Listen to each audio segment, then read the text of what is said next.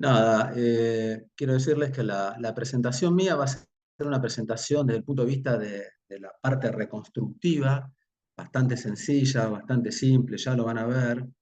Probablemente lo que más pueda llegar a interesar de esta charla sean algunas cuestiones básicas de lo que tiene que ver con el diagnóstico, con la clasificación y algunas también cuestiones básicas de tratamiento. Empiezo con la presentación del caso problema. Este es un paciente de 79 años, es un hombre, es un productor agrícola, es una persona muy activa. Esta persona, hasta que tuviera este aflojamiento completo, hasta 2 meses previos a la cirugía, era una persona que se subía a la camioneta, al tractor, caminaba con bastón. La verdad que un tipo muy, muy activo, grande, anciano, pero muy activo. Hipertenso leve, tratado solo con enalapril de 10 miligramos, un peso normal.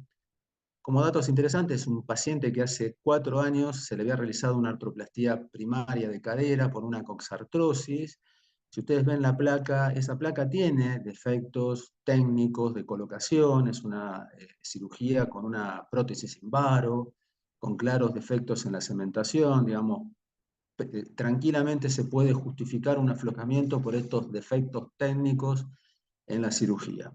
Este paciente refiere dolor progresivo en los últimos 2 años, que se fue agravando paulatinamente y que en los últimos 2 meses fue directamente un dolor discapacitante. De cualquier modo, a todo paciente que presenta siempre un aflojamiento protésico es de rutina prácticamente pedirle reactantes de fase aguda, que son los valores que ustedes están viendo en esta diapositiva, valores absolutamente normales. Entonces, este es un paciente que tiene un claro aflojamiento, fundamentalmente de su prótesis femoral, está prácticamente toda floja, con defectos en la colocación, prótesis en varo, con defectos en la cementación, con reactantes de fase aguda. Ustedes, les quiero preguntar si harían algún otro tipo de estudios o si con esta imagen, con estos datos, con este laboratorio, directamente irían a realizar una revisión aséptica de este paciente, o hay algo que les pueda llamar la atención en todo esto que les acabo de mostrar. Me gustaría escucharlos antes de avanzar con este caso. ¿Qué les parece? ¿Ven algo anormal? ¿Hay algo que les llama la atención, más allá del aflojamiento, más allá de la mala colocación de la prótesis, de los defectos en la cementación? ¿Les parece que hay algo que pueda llamar la atención? Si quieren, sigo yo un poquito, si nadie quiere decirme nada. Hay algo que llama la atención poderosamente y es esto. Este paciente lleva 4 años desde que se implantó. Tiene un aflojamiento precoz. Toda prótesis que se afloja antes de los 5 años, independientemente de los defectos técnicos que ustedes tengan, nos deben hacer sospechar la posibilidad de que exista algún tipo de infección. Esto nos lo dice, entre otras instituciones, la Sociedad de Infecciones Europeas, que nos dice que todo aflojamiento precoz muy posiblemente pueda tener un proceso infeccioso, y hay múltiples trabajos presentados que hablan de aflojamiento precoz en infecciones periprotésicas, fundamentalmente de bajo grado. Y ustedes recuerden que hasta un 40% de las infecciones periprotésicas de bajo grado están subdiagnosticadas. Entonces, ante este caso y ante este aflojamiento precoz, ¿cómo seguimos? ¿Vamos a la revisión aséptica o hacemos algún otro tipo de estudio? ¿Qué les parece? Una punción articular y ósea. Una punción articular y ósea, Fernando, ¿no? Sí. ¿Qué tal, Walter? ¿Cómo andás? ¿Has aprendido? Bien, ¿alguien más quiere decir algo? Bueno, ósea, Fernando, no Perdón, creo, porque perdón, si vos... Walter, Sí, una sí, pregunta.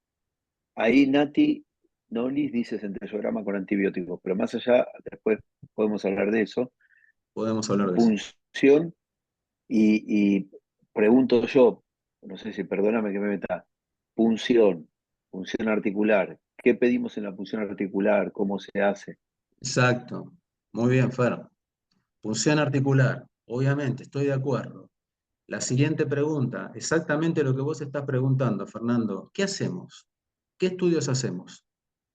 Y ahí ¿Cultivo, hay que como hacemos pedir todos? un cultivo directo, un físico-químico, a ver el recuento de blancos, la cantidad de blancos que tenga el líquido, la PCR del líquido y además el cultivo. Si lo puedo mandar en un frasco de hemocultivo sería lo ideal. Y procesarlo lo Perdón, más rápido Walter, posible. acá voy leyendo el chat. Fernanda dice físico, químico y cultivo. Y Milagros agrega PCR en líquido articular. Bien. Julieta Eh, pone alfa-defensina. No sé, vos, para ordenarnos, Marcia, ¿querés vos ir leyendo lo del chat? no. Iba a preguntarle a Walter si iba a hablar. En realidad, por ahí no decimos físico-químico, que hay que acordarse de que cuando lo pedimos específicamente el recuento de blancos y el porcentaje polimorfo nuclear. Exactamente. Sí. Exactamente. Físico-químico no pidan jamás. Tienen que pedir citológico, recuento de glóbulos blancos, porcentaje de polimorfonucleares. El físico-químico no nos hace diagnóstico absolutamente de nada. Después hablamos de la alfa-defensina, casi no está en el país, es muy raro que esté el lateral flow. Por supuesto, el inmunoensayo ELISA no existe. Después hablamos, yo no le pediría de entrada el alfa-defensina, la alfa-defensina queda para situaciones muy puntuales. Entonces, sí, me parece que Perdón, tenemos que... Walter. Sí, Natalia pone centellograma con antibiótico. No sé si lo tocas después, pero estaría bueno. sí, sí, lo tocamos después, llevamos con antibióticos, la verdad que no es un estudio de diagnóstico que esté incluido dentro de la batería de estudios que se hacen para diagnóstico. Hay algún otro tipo de centellogramas que sí se pueden utilizar, ahora si quieren los vemos.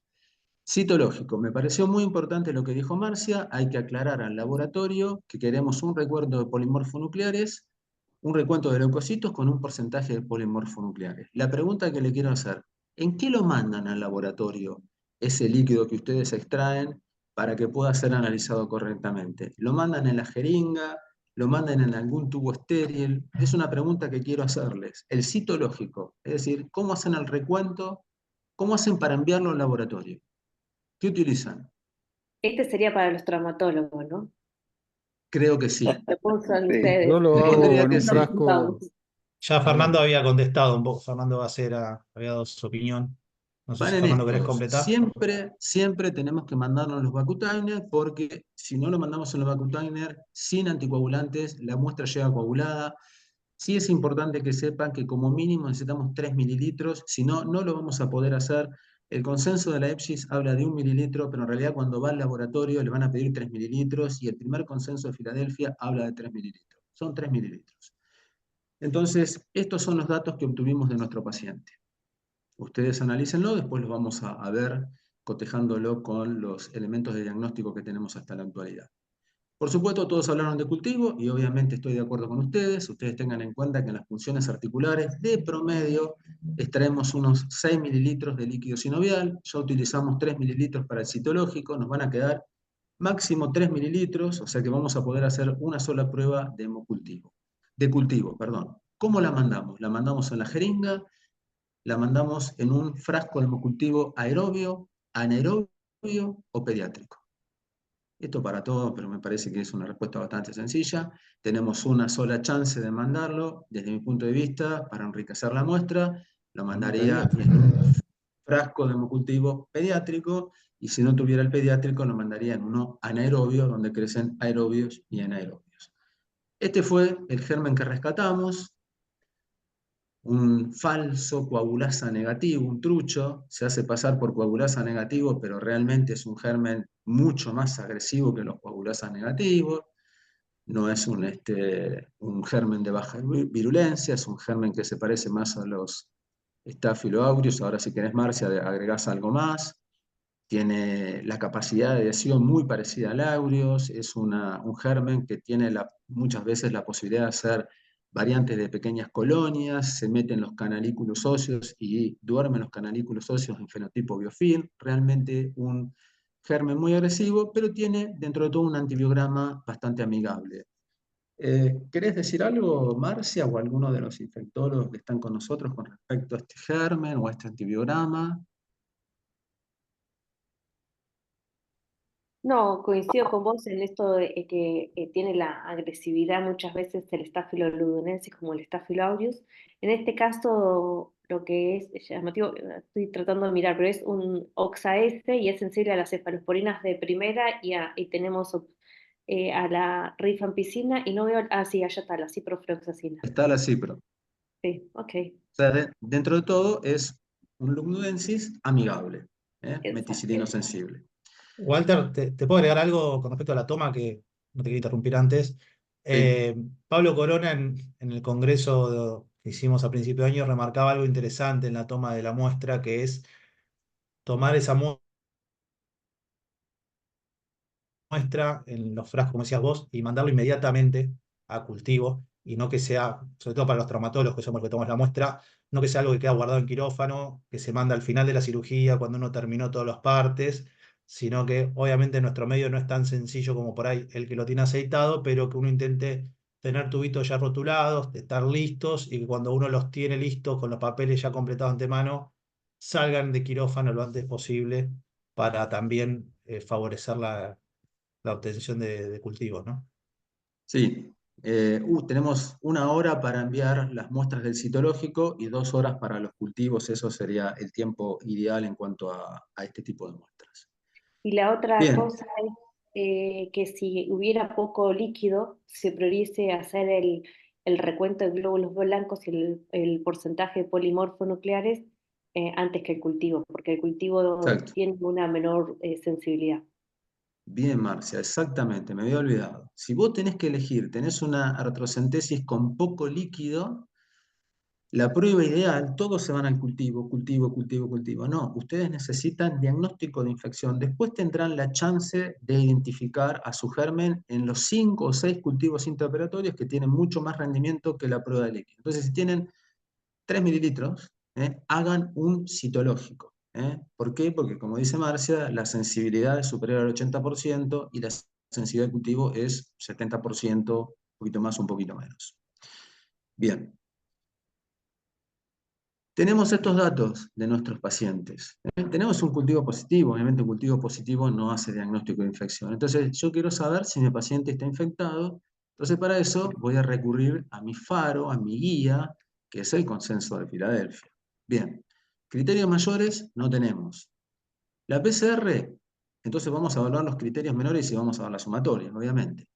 Criterios menores, la eritro no nos suma nada porque es menor a 10, la eritrosedimentación no me suma nada porque es menor a 30, los glóbulos estamos en menos de 3000, no me suma nada, los polimorfos tampoco, estamos por debajo de 70, sí me suma el cultivo positivo, me suma 2 puntos, y el aflojamiento precoz en el consenso de Filadelfia no existe, por lo tanto, si voy a guiarme por el consenso, estoy en 3 puntos, en menos de 3 puntos, mi paciente no está infectado y la verdad que estoy recontento. Pero en realidad no es así. Ustedes saben que el consenso funciona muy bien para las infecciones agudas, funciona muy bien para las infecciones periprotésicas mediadas por gérmenes de alta virulencia, pero tiene un gran talón de Aquiles, que son las infecciones crónicas mediadas por gérmenes de baja virulencia. Entonces, cuando estamos sospechando este tipo de patología, sin duda tenemos que ir a esta otra guía clínica, que es la guía clínica que seguramente ustedes todos conocen, la guía clínica de la EPSIS, que define la infección en semáforo en 3 columnas. La primera columna, que es la columna verde, que son todos los criterios de diagnósticos de infecciones que excluyen la infección. Por otro lado, tenemos la columna roja con todos los parámetros de diagnóstico que confirman la infección, pero la más interesante, que es la del medio, en donde tenemos parámetros clínicos de laboratorio y radiológicos, que si vemos esa columna y estamos dentro de esos parámetros, probablemente tengamos una infección, y es aquí donde colocamos a las infecciones periprotésicas de bajo grado. Entonces, tenemos un aflojamiento precoz, por lo tanto tenemos un dato clínico en esta segunda columna. Tenemos unos glóbulos blancos que están por encima de los 1500 células por mililitros, unos polimorfonucleares que están por encima del 65% y un cultivo positivo. Por lo tanto, tenemos una prueba clínica que es necesario para el diagnóstico de probable infección y tenemos 3 parámetros de laboratorio, por lo tanto tenemos los 2 elementos que se necesitan para sospechar que nosotros tenemos probablemente una infección y probablemente nuestro paciente esté sufriendo una infección periprotésica crónica de bajo grado, que son las tan difíciles de diagnosticar. Entonces, ¿qué hacemos con nuestro paciente? Ya la revisión aséptica, la verdad, que quedó totalmente descartada. El DAIR imposible, es una infección crónica con aflojamiento protésico. La conservación parcial de implantes, la verdad que en este paciente lo pensé, porque ese cotilo parecía que estaba bien fijo, pero en definitiva lo descarté porque si ustedes ven hay alguna zona de demarcación en la región 2 de Dean-Charley, así que tampoco es una opción. Por lo tanto, las 3 opciones que tenemos de revisión séptica son las que están viendo en la pantalla, las que nos quedaron, y les preguntaré a ustedes por cuál se inclinarían. Este es un paciente activo, es un paciente en buenas condiciones, es un paciente en el cual conocemos el germen, conocemos la susceptibilidad antibiótica, y dentro de todo es un germen amigable desde el punto de vista de la susceptibilidad antibiótica. ¿A ustedes le queda alguna duda cuál sería la alternativa de tratamiento que haríamos? ¿Les alcanza con todo lo que vimos hasta ahora? ¿Harían algo más? ¿Por qué opción Fer, vos que Creo que tenés depende del medio, Walter. Depende del medio donde trabajes y la Ajá, disponibilidad. Con todo lo que vos decís, la revisión en un tiempo, conociendo el germen y el estado general del paciente, se puede encarar la revisión en un tiempo. bien, Antibióticos en el cemento, específicamente dirigido al germen. Si no tenés disponibilidad, según una revisión en 2 tiempos, por ahí, dependiendo del medio donde uno trabaja, es una gran opción. bien. Suponiendo que vos tenés todas las Walter, posibilidades. Sí, Fer. no, perdón, termina, sí, porque hay No, un no, comentario no, que No, no, quería hacer. decía que vamos. Sí, también Marce, va. diría, también depende del traumatólogo, ¿no? Más allá de todas esas cuestiones que ustedes plantean, que me parece muy bien, ¿no? Porque es un paciente que no tienen comorbilidades, o sea, más allá que de la edad, pero no tiene ningún inmunocompromiso. Tiene la de un tiempo versus 2 tiempos, uno tiene que asegurarse que ese desbridamiento, sobre todo en la del primer tiempo, sea bien oncológico. Entonces me parece que la posibilidad de éxito también está de la mano de ustedes, de cómo ustedes manejen su bisturí. No sé qué opinan. Depende, eso es fundamental, porque cualquier tratamiento o cualquier acto quirúrgico para infección debe ser un tratamiento radical. Radical significa hacer una buena limpieza, una buena toilette. Yo creo que teniendo un paciente en buenas condiciones, con un germen conocido, dentro de todo buena calidad ósea, porque uno si ve la parte proximal en el perfil tiene algo adelgazada la cortical anterior del fémur, bueno, son cosas ortopédicas, pero puede tranquilamente ir a una revisión en un tiempo. Ahora, cuando uno habla de una revisión en un tiempo, hay que tener en cuenta qué es hacer una revisión en un tiempo. No sé si Walter vas a hablar de esto. Sí, Me freno. ¿Vas a hablar de esto? sí, sí, Entonces me freno. Y frenate. Walter va a seguir. Una Yo cosa lo quería único decir que, nada más. La doctora Lu Jaime, que es bacterióloga, y dice que en el laboratorio recomienda siempre no inocular la muestra en botellas en el quirófano. Uno, por el riesgo que tienen de contaminarse al momento de la inoculación ustedes en quirófano, que, bueno, yo te quiero aclarar, Luz, se hace en condiciones estériles. O sea, estamos con guantes, con todas las condiciones de un quirófano. Así que puede pasar, no te digo que no pueda pasar que se contamine, pero es raro que se contamine la muestra en ese momento. Y por otro lado, dice la doctora, para cultivar en medios sólidos necesitamos la muestra en un frasco estéril sin anticoagulante.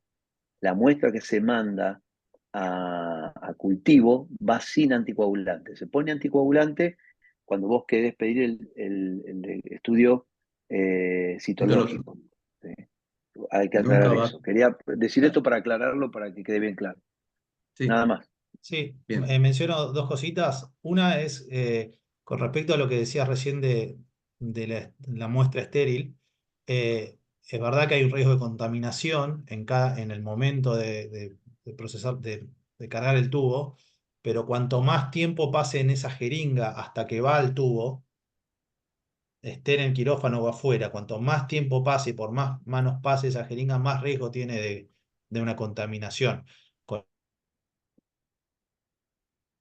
lo cual, si lo hacemos nosotros en el quirófano, hay un riesgo de contaminación como en cualquier lugar, pero estamos usando la menor cantidad de tiempo la muestra en la jeringa y una vez que ya está en el tubo ya queda cerrado, con lo cual por eso sería recomendable.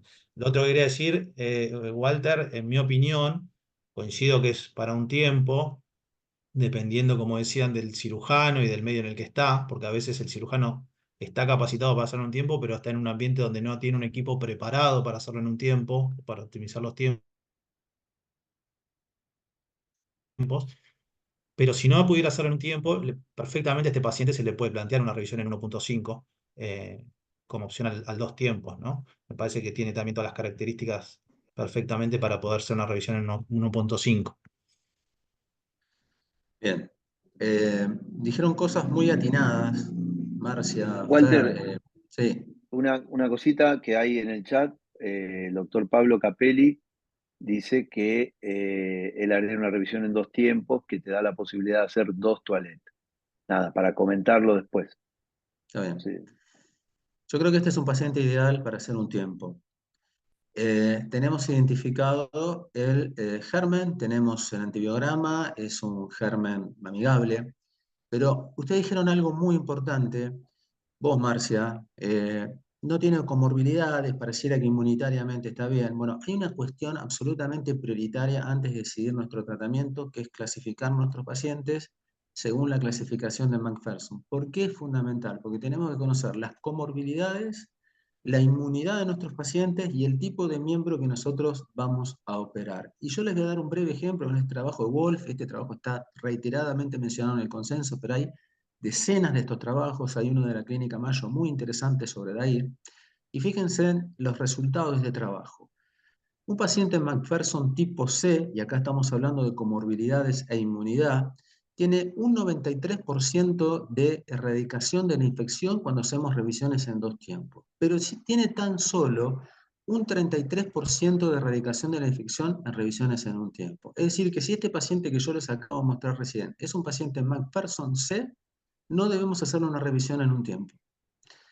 Con respecto a los factores locales, estamos hablando del estado del miembro. Los pacientes McPherson tipo 3, ahora van a ver que es un paciente McPherson tipo 3, tienen 90% de la erradicación de la infección en revisiones en 2 tiempos y 0% en las revisiones en un tiempo. Por lo tanto, antes de decidir qué tipo de tratamiento vamos a hacer, es prioritario que ustedes clasifiquen a sus pacientes según las comorbilidades, la inmunidad y el estado de los factores locales del miembro. Entonces, ustedes deben conocer sí o sí la clasificación de McPherson, de la que tanto habla el consenso y tantos trabajos hay publicados. Esta clasificación evalúa a los pacientes o los clasifica según el inicio de los síntomas. Esto es muy sencillo y se parece a todas las clasificaciones, agudas o crónicas. Según las comorbilidades y la inmunidad, los clasifica en A, B o C, y según los factores locales, los clasifica en 1, 2 o 3. En cuanto a las comorbilidades y la inmunidad, van a tener que evaluar todas estas que ustedes ven acá. En cuanto a los factores locales, van a tener que evaluar todos estos factores que ustedes ven acá. Entonces, ahí van a tener la posibilidad de evaluar a su paciente y ver qué tipo de paciente tienen. Nuestro paciente es un paciente con una infección crónica, sin comorbilidades, es un paciente McPherson A, y es un paciente sin compromisos en el miembro, por lo tanto es un paciente McPherson 1, la verdad que es un paciente que tranquilamente se puede hacer una revisión en un tiempo. Y este algoritmo realmente a mí me parece muy interesante, se lo robé a la Cleveland Clinic, a la Cleveland Clinic, a Carlos Higuera puntualmente, y ellos se basan pura y exclusivamente en la clasificación de McPherson para establecer cuál es su tratamiento. Este es el algoritmo. Más allá de conocer la susceptibilidad antibiótica y el germen que tiene el paciente, en las revisiones en un tiempo tenemos que operar un paciente McPherson A, desde mi gusto, podría ser un B, con una extremidad 1. sin alteraciones en el miembro inferior. Entonces, lo que se hace, por supuesto, es, a lo que hice, es una revisión en un tiempo, y quiero hablar algunas cosas con ustedes con respecto a la revisión en un tiempo. Vos, Marcia, decías que hay que hacer una limpieza radical, que no debe quedar absolutamente nada más con este tipo de germen que persiste en los canalículos óseos, que persiste de manera intracelular porque forma o tiene la posibilidad de formar la variante de pequeñas colonias. Entonces, la osteotomía femoral extendida es lo que nos permite, más allá de todas las mejorías en la parte técnica o la facilidad en la parte técnica, nos permite hacer una toilette absolutamente radical, sacar todo el cemento que tengamos, todo el área necrótica, curetear bien toda la parte endóstica del fémur, evaluar desde el punto de vista visual ese fémur que lo tenemos abierto a la mitad y sacar todo tejido óseo que tenga la posibilidad de estar infectado. Por lo tanto, desde mi punto de vista, la osteotomía femoral extendida en revisiones asépticas es absolutamente prioritaria y nos asegura un debridamiento radical. Por otro lado, la limpieza y el lavado en las revisiones en un tiempo es absolutamente fundamental. Siempre se hace un lavado que como mínimo debe tener 6 litros de solución salina fisiológica, y una vez que terminamos de hacer ese lavado hacemos el debridamiento químico. El debridamiento químico lo hacemos siempre con iodapovidona al 0,36%. Esa es una dilución que no es agresiva para los tejidos y está comprobado que disminuye muchísimo y es bactericida para todas las bacterias en su forma planctónica. La verdad que no sabemos mucho con respecto a la forma o al fenotipo biofilm, pero sí nos aseguramos de que erradicamos todas las bacterias libres que estén dando vuelta por el campo quirúrgico. Yo creo que Fernando se salía de la vaina por hablar de esto, de los dos tiempos en la cirugía de revisión en un tiempo, es decir, el tiempo sucio en la que nosotros extraemos los implantes, hacemos todo el lavado, hacemos toda la erradicación y toda la toilette absolutamente minuciosa, y una vez que terminamos de hacer el lavado y el debridamiento químico, lo que hacemos es cerrar el campo, suturar la piel, taparlo con un campo, cambiarnos los camisolines, los guantes, cambiar todo el instrumental, cambiar los campos, poner todo absolutamente nuevo. Y una vez que tenemos todo nuevo, volvemos a hacer una limpieza y recién ahí, sin la posibilidad de contaminar, volvemos a hacer otra vez la reimplantación protésica. Esto es para revisiones en un tiempo y para ir de la misma manera. Algo dijiste, Fernando Gacera, con respecto a la fijación cementada. Eso era muy cierto hace un tiempo atrás, siguiendo toda la línea de la Endoclinic. La Endoclinic utiliza mucho las revisiones en un tiempo, esto lo discutimos en algún momento con Thorsten Gerke. En realidad, hoy por hoy, la fijación que se utiliza es la fijación que uno considere que va a ser más duradera para nuestros pacientes y que más sobrevida va a tener. Y en este tipo de casos, realmente la fijación cementada, no cementada, tiene un plus muy marcado con respecto a la fijación cementada. Yo creo que estoy de acuerdo con eso, Walter. Lo que pasa es que muchas veces nosotros no tenemos, ellos en Europa usan un gel cargado con un antibiótico que le ponen a los vástagos no cementados para llevar antibiótico, que nosotros no lo tenemos acá. Entonces el cemento uno lo puede cargar con el antibiótico que es específico. Entonces, esa es un poco la discusión que en muchos lados se plantea. Nosotros acá no tenemos los geles que ellos usan para cubrir sus implantes no cementados, que les sea como un carrier para los antibióticos específicos. ¿Está ¿Qué le bien? pones vos en este caso? No No, le nada, pones nada. nada. Yo no, absolutamente nada. Simplemente lo que hago acá es hacer la toilette radical y, por supuesto, toda la antibiótico terapia posterior. ¿Y antibiótico Eso, intraóseo haces algo en este caso? sabés que estamos haciendo antibióticos intraóseos, pero cuando hicimos este caso todavía no estábamos, y por el germen probablemente tampoco le hubiera hecho vancomicina intraósea. Es Walter, interesante. una cosa que quería aclarar es que cuando ponemos antibiótico en el cemento para cementar una prótesis que usamos 1 gramo, lo que estamos haciendo es prevenir o tratar de limitar la contaminación intraoperatoria, ¿sí? O sea, ahí no estás haciendo el tratamiento o no estás poniendo el antibiótico como tratamiento de la infección en sí.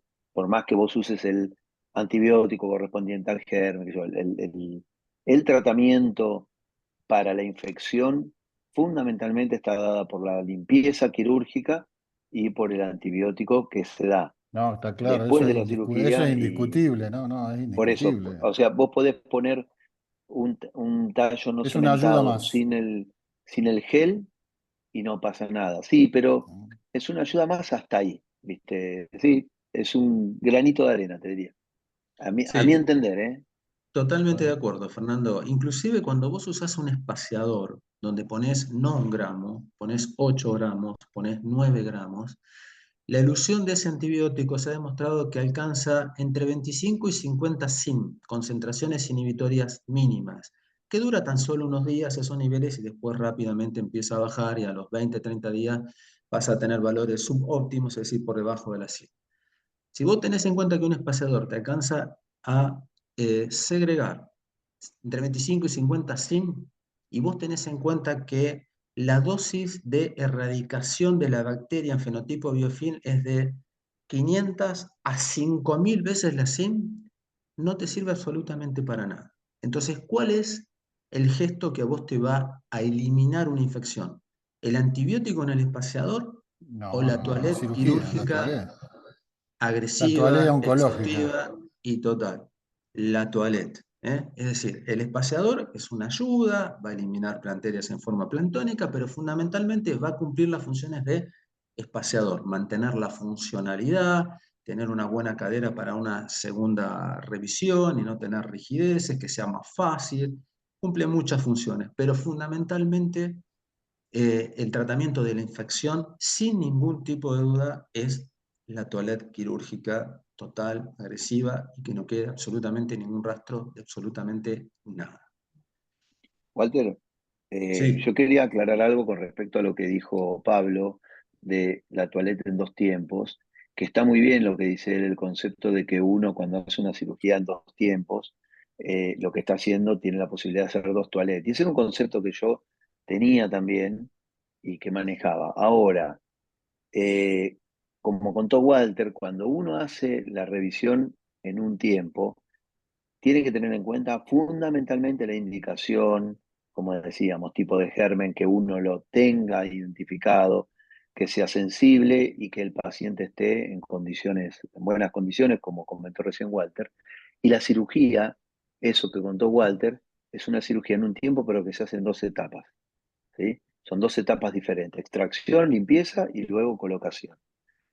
En la cirugía en dos tiempos, o en la 1.5 que decía Eduardo antes, lo que tenés como ventaja es que vos podés poner un espaciador o hacer una prótesis funcional en 1.5 y te va a mejorar, además de que a veces no tenés identificado el germen, de un germen de alta virulencia, de tratarlo adecuadamente, pero además te va a mejorar el estado del paciente. Entonces vos vas a tener un paciente en mejores condiciones para hacer un implante de prótesis con mejores posibilidades de éxito, ¿sí? sí. Sí, un paciente que tiene alteraciones en el miembro, que tiene factores locales, que fueron los que ustedes vieron en la presentación, ese paciente, idealmente hay que hacerle una revisión en dos tiempos, un paciente que tiene alteraciones inmunitarias significativas, comorbilidades, eso está absolutamente demostrado en la bibliografía, que son pacientes para hacer en dos tiempos. Es decir, un poco lo que yo les quería mostrar es que no solo se guíen para indicar una revisión en un tiempo que tengamos el germen, es una condición, no es una condición eh, que sí o sí la debemos cumplir. Hay algunas presentaciones que hacen revisiones en un tiempo sin conocer el germen y la verdad que con bastante buenos resultados. Uno de los que ha presentado últimamente es Garke, pero la realidad es que una revisión en un tiempo debería tener un germen conocido y todas estas otras características que les acabo de mencionar y les digo, me pareció muy, muy acertado el algoritmo de la Cleveland Clinic. Bueno, por mi Walter, parte, dentro del chat hay, no sé, hay le preguntaron a Marcia si se puede, está de acuerdo con el lavado con yodo povidona que vos mencionaste. El doctor Rodrigo Páez Leme dice, no tiene un nivel de evidencia impresionante. No sé qué es nivel de evidencia impresionante, Rodrigo, pero te cuento algo. El lavado con yodo povidona, uno usa diversas sustancias para el lavado. Hay mucho trabajo, mucho publicado. Incluso hay un trabajo de Antonia Chan que está muy bueno, que muestra las diferentes sustancias y la que tiene alcanza todos los niveles, que es bactericida, bacteriostática, perdón, bactericida, fungicida, viricida, es la iodopovidona. Están los trabajos iniciales del Rush Presbyterian de Chicago, con Craig de la Valle, en donde ellos muestran una reducción significativa en el índice de infección en los primeros 90 días. Nosotros hemos hecho un trabajo que lo usamos esta dilución desde el año 2017, que por el número de pacientes no podemos llegar a tener nivel estadística o una reducción estadísticamente significativa, pero sí hemos tenido una reducción en el índice de infecciones entre grupos en los que se usó y en los que no. Pero más allá de eso, aquellos grupos que han estudiado y no han alcanzado un nivel significativo de evidencia en estadístico, recomiendan el uso ya que no tiene efectos adversos ni sobre los tejidos, la dilución que dijo Walter al 36%, usándola durante 3 minutos, ni tampoco sobre los implantes. Así que eso es lo que te puedo comentar. Walter, no sé, Inés, Sí, sí, Fer. ¿querés que presente Acá yo? estoy. Perfecto. Dale, Fernando. Impecable. Muchas gracias, Walter. Después Bueno, podemos ir dejo de haciendo más compartir. preguntas. Dale. Igual Sí, te hago una pregunta mientras Fernando carga su presentación. sí, Imagino que la radiografía final que pusiste es de ese paciente, ¿no? sí, sí. La prótesis. Eh, ¿Pensaste, cuando mostrabas la primera radiografía, se veía una cortical afinada por el movimiento de ese tallo? ¿Pensaste en suplementar con una tabla cortical al momento? Veo que no lo hiciste, pero digo, ¿lo tuviste en mente en algún momento por ese debilitamiento de la cortical? Vos sabés, Edu, que en general a todos le pongo tabla cortical y en realidad nunca tuve problema, pero la verdad que no me pareció necesario Mm. porque el paciente tenía una muy buena cortical, era un Paprosky 3A, es decir, que tenía un muy buen istmo, y clavó perfectamente bien en el istmo, y la verdad que esa tabla cortical yo creo que no hubiera cumplido mucha función, pero la verdad que a todos los pacientes anteriores que venía haciendo las revisiones le venía poniendo la placa cortical.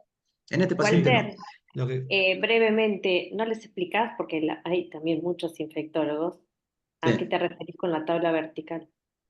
La tabla La tabla Cortical. cortical cortical, Gracias, perdón. Marcia. es un injerto, un aloinjerto óseo cadavérico que muchas veces nosotros ponemos para reforzar las revisiones que hacemos en nuestras cirugías. Hay determinados déficits femorales en los cuales la cortical es muy delgada y muchas veces conviene ponerle una placa cortical. Nosotros tenemos una clasificación que es la clasificación de Paprosky. Esto que estuvimos viendo recién es un Paprosky 3A, es decir, que tiene un buen istmo, es la parte media del fémur, entonces ahí clavamos la prótesis y ahí tenemos la fijación de la prótesis. Por lo tanto, todo lo que está por arriba realmente tiene poca importancia en ese fémur, en esa fijación. Si tuviera un Paprosky con mayor deterioro de ese istmo, un Paprosky 3B, obviamente un Paprosky 4, no le haría esta prótesis en un Paprosky 4, ahí sí uso tablas corticales. Es decir, un Paprosky 3B seguro, un Paprosky 4, donde seguramente haría una técnica de Lean, esto es ya muy técnico para los chicos, los infectólogos, ahí sí uso tablas corticales. Pero sí, te digo, Eduardo, en los 3A venía usándolo. Creo que las venía usando sin sentido. Sí, lo quería mencionar porque primero para aclarar ese concepto y que no aporta una estabilidad, simplemente aporta un stock óseo cuando está esa cortical debilitada, con lo cual está perfecto, Walter, lo que decís de que no te iba a aportar ninguna estabilidad, pero estaba bueno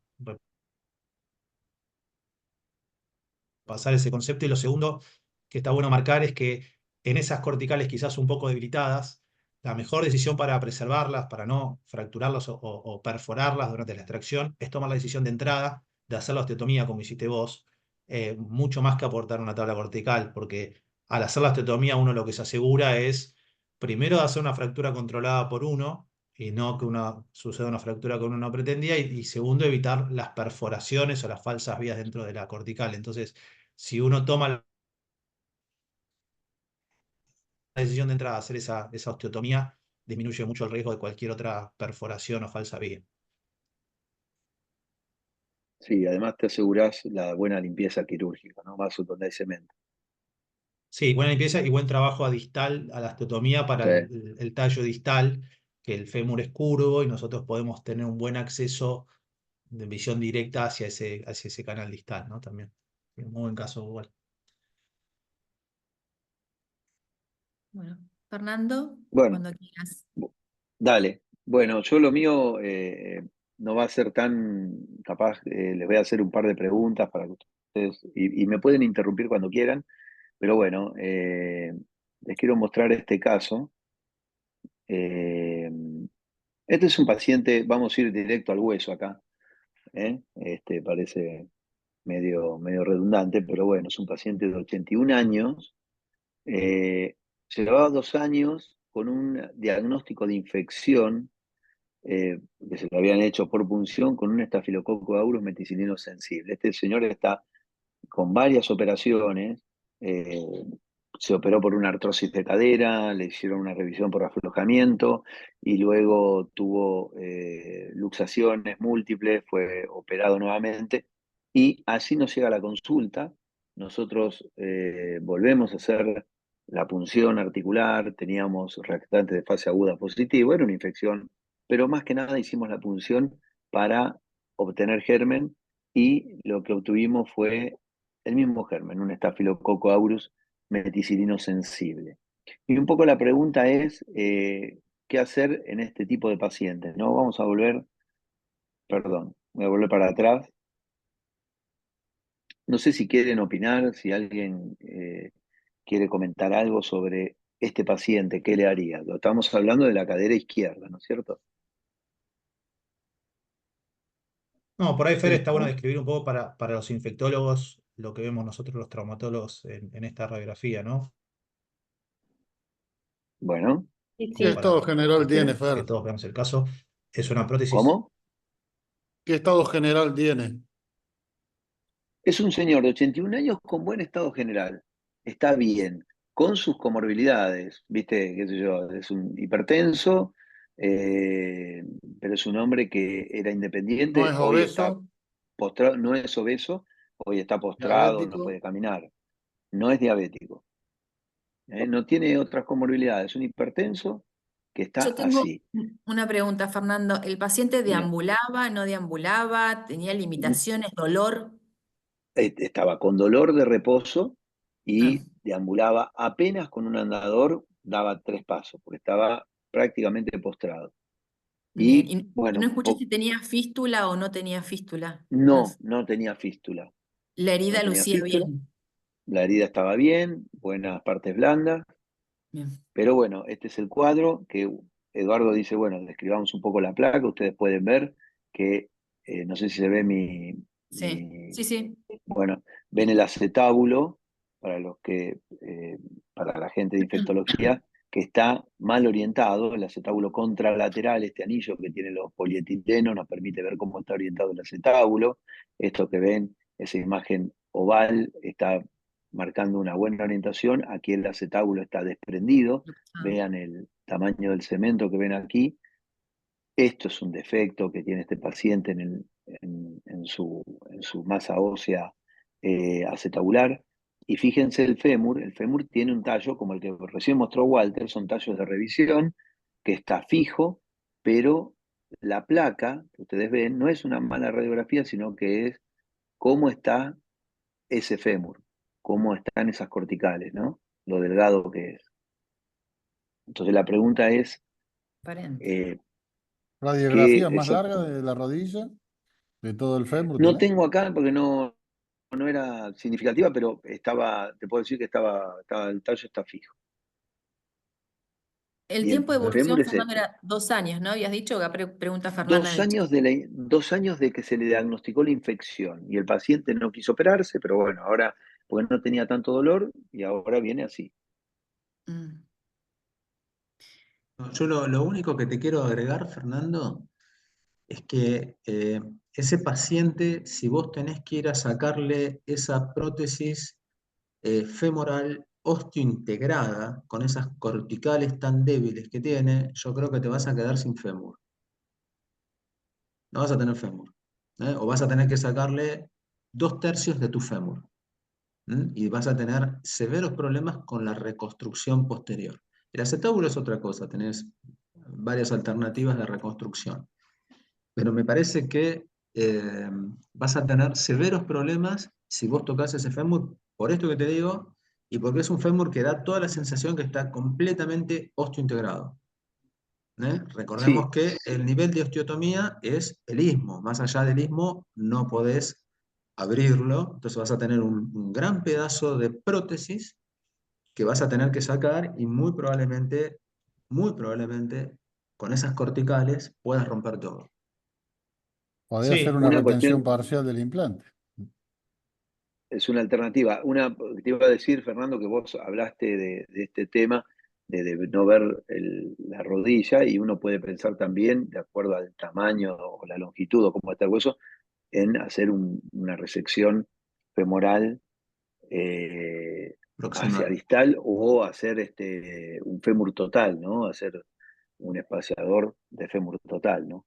Sí. Hay algunas preguntas en el chat, no sé si yo sí, no las yo estoy quería viendo. marcar que Que para los caen. infectólogos de vuelta, cuando nosotros pasamos de estas prótesis de fijación distal, más allá del estoc óseo, como dice Walter, que pueda quedar o no, si nos lo llevamos todo en el momento de la extracción, lo logramos conservar, al estar usando un tallo de fijación distal, como es este caso, ya no nos queda una segunda instancia de fijación distal para un tallo como este. Entonces, probablemente tendríamos que ir a prótesis con mayores índices de falla, como puede ser una prótesis tumoral o un fémur total, como dice Fernando, pero tienen sus complejidades. La prótesis tumoral es una prótesis que tiene altos índices de aflojamiento. La prótesis, el fémur total, tiene una gran comorbilidad y de fallar no nos deja ninguna opción por delante, con lo cual nosotros cuando vemos estos tallos de fijación distal, ya de por sí sabemos que no tenemos mucho más soluciones de buena expectativa por delante, eh, más allá de lo que pueda quedar de esto óseo, ¿no? Sí, yo lo que quiero aclarar agregar, perdón, no aclarar porque lo dijo clarísimo Eduardo, es agregar esto. Cuando uno habla de un fémur total, es una cirugía que tiene, como bien dice, un alto índice de morbimortalidad de esa cirugía, más en pacientes de 81 años. Por otro lado, uno dice, bueno, le pongo una prótesis tumoral total, el paciente tiene 81 años. Yo les quiero comentar que yo tengo pacientes que me vienen a ver y tengo ahora actualmente hay una paciente que lamentablemente yo me tuve que ir, me iba de vacaciones y tuvo una complicación y la operaron y está muy mal, que a la señora a los 79 años, 80 años, le hicieron una prótesis de resección tumoral en la rodilla y la mujer, yo la tuve que operar porque la prótesis tumoral falló 5 años después y 3 años después tiene un aflojamiento, se fractura el fémur, yo no pude estar en la cirugía y ahora está con un cuadro de infección porque se le hizo una cirugía con múltiples complicaciones. Entonces, esa persona que uno decía, bueno, tiene 80 años, hoy tiene 87 años y está pasando que estaba, yo le puedo asegurar que hablaba una persona lúcida, con un estado general bueno para su edad, y está pasando un momento, la verdad que creo que terminal prácticamente, por decirlo así, en su vida.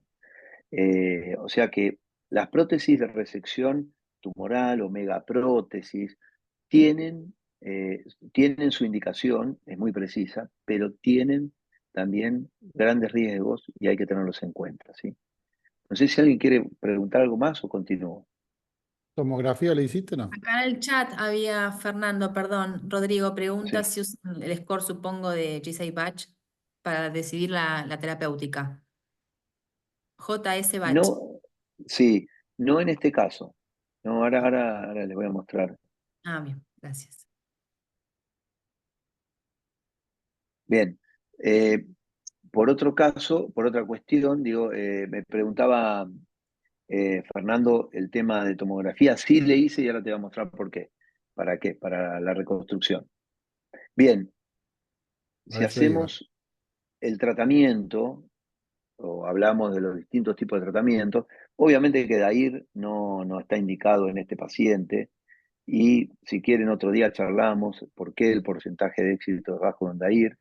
La revisión en 2 tiempos tiene un éxito entre 83 y 95%, y es el gold estándar de las cirugías, y la revisión en un tiempo, haciéndola adecuadamente, tiene un alto índice de buen resultado.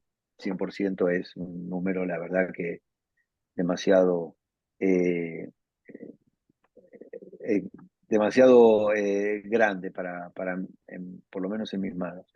Pero en estas situaciones, como se comentó recién, donde uno tiene que retirar un implante y al retirar el implante va a ocasionar tal daño, en donde un daño tan importante que impida una posterior reconstrucción, en donde puede haber compromiso clínico, aumento del sangrado, decía pérdida significativa ósea, de hueso, extensa devascularización. eh, la retención de implante puede ser una alternativa. Y ahora vamos a hablar sobre eso, y les quiero mostrar un ejemplo de un colega que me lo pasó cuando yo hice una presentación en un congreso afuera. Me dijo, mirá, Fernando, pasó esto, yo tenía este paciente, las placas son estas, las que me pasó él, no son de muy buena calidad, pero me dijo, tenía el fémur totalmente fijo, estaba un paciente de edad, con un cotilo flojo, infectado, con un germen de baja virulencia, y me recomendaron, pregunté, hablé con algunos referentes, me dijeron, tenés que hacerlo en 2 tiempos y retirar todo, y este es el fémur que me quedó, porque cuando uno saca un implante no cementado, y esto va para la gente de infectología sobre todo, tengan en cuenta que cuando uno ve una radiografía y le dice a la gente de infectología, los infectólogos nos dicen, hay que sacar todo puede ser destruir el fémur, porque a veces los implantes están adheridos en toda su longitud y es muy difícil de retirarlos. Y esto terminó en esta cirugía, una prótesis de resección tumoral con una fijación realmente inadecuada, y seguramente esta prótesis va a fallar. Acá el doctor Nicolás Restrepo fue el que me prestó este caso y yo se lo agradezco. Bien, Sí, ¿qué hacer entonces? Sí, no, digo yo, a ver, que en el tratamiento de estas infecciones uno sabe que tiene que, como es una infección protésica crónica, tiene que sacar el implante porque tiene ese biofilm ahí. Estamos, o sea, pero creo que en estos casos, como vos planteabas, uno tiene que plantearse si vamos a ser curativo, estamos, y puede ser que nos quedemos sin paciente, o podemos plantearnos como tenemos un germen que es sensible y podemos tener opciones terapéuticas para después de hacerle un tratamiento supresivo, por ahí priorizamos mantener el tallo y solo sacar la cabeza. Estamos. Sí, exacto. no curar, Porque es sino un controlar paciente, a ver, la... es un paciente de 81 años de edad. No estamos hablando de una persona joven. Entonces, Bueno, empezamos a priorizar eso. Sí, en estos casos me parece que no hablamos de curar infección, sino de controlar la infección. Exactamente. Sí. Es un tema realmente muy controversial que se está poniendo sobre el tapete ahora, o por lo menos nosotros lo estamos poniendo sobre el tapete, pero bueno, es un tema bastante controversial este, porque el concepto es, para curar la infección hay que sacar todo. Sin embargo, eh, a lo que vos decís, Marcia, hay estudios, o por lo menos trabajos, que muestran, incluso con prótesis cementadas en casos seleccionados, en donde se evalúa si hay grietas o fístulas donde pueda entrar o donde pueda penetrar biofilm entre el implante y el hueso. Entonces, si uno ve que no hay ese tipo de grietas o no ingresa material, no hay una demarcación entre el implante y el hueso, o entre el cemento y el hueso, puede hacer la toilette, la limpieza quirúrgica, conservando el implante. Esto es algo que se está empezando a ver o a analizar y vamos a verlo ahora. Lógicamente la cirugía, yo les muestro el quirófano, cómo es. Esta es la mesa que se prepara, es la mesa de extracción del implante o de lo que tengamos que sacar. Y esto que ven acá tapado, cubierto, es el nuevo implante, o cuando hacen la revisión en un tiempo, también hacemos exactamente lo mismo, como dijo Walter. Entre uno y otra cirugía hacemos una cirugía en 2 etapas. En un primer tiempo, lo que uno puede hacer cuando retiene un tallo fijo es retirar los componentes modulares. Estas prótesis, acá ven en la parte acetabular, pero estas prótesis que tienen tallos de fijación distal, tienen muchas de ellas un módulo que está encastrado en el tallo, y eso se debe retirar para poder limpiar el cono de enchufe. Se cepilla, se limpia adecuadamente, se retira todo lo que pueda hacer biofilm, todo lo que es modular hay que retirarlo para poder ser limpiado adecuadamente, poder eliminar inóculo bacteriano y biofilm. Se hace la toilette, se cierra el paciente, se cambia todo, se cambian campos quirúrgicos, camisolín, nos lavamos de nuevo, volvemos a entrar al quirófano, incluso las manijas de la cialítica se cambian, y con nuevo instrumental se hace el implante. En un segundo tiempo, y acá donde Fernando preguntaba la tomografía, hicimos un estudio tomográfico. Este es un cotilo hecho a medida, hecho a medida del defecto que tenía ese paciente. O sea, se hace una tomografía previa a la cirugía, lógicamente, y se diseña junto con ingenieros un cotilo a medida para el defecto que tenga ese paciente. Y se procede a ser colocado. Y acá ven, está cementado dentro de este acetábulo un implante que se llama de doble movilidad. Esta es la resolución del caso. Los cultivos que nos dio en el posoperatorio en líquido y partes blandas vino negativo, pero en el hueso del cotilo y del fémur vino el mismo germen, un estafilococo epidermidis multisensible. Iniciamos el tratamiento, y esto, por favor, no me pregunten, le preguntan a Marcia. Iniciamos el tratamiento, los infectólogos, con panco y cefepime endovenoso. Luego se pasó, al tener los cultivos 14 días, con cefazolina endovenosa, y al egreso se mantuvo con cefalexina y minociclina durante 6 meses, con controles de los restantes de fase aguda. Cuando estaba todo bien, se retiró el antibiótico. Este es el paciente, ya 2 años de postoperatorio lleva, con una buena evolución. Él está bien, no tiene, por lo menos, recurrencia hasta el momento de infección, y puede deambular. Lo dejamos con un andador por el tipo de reconstrucción que hicimos.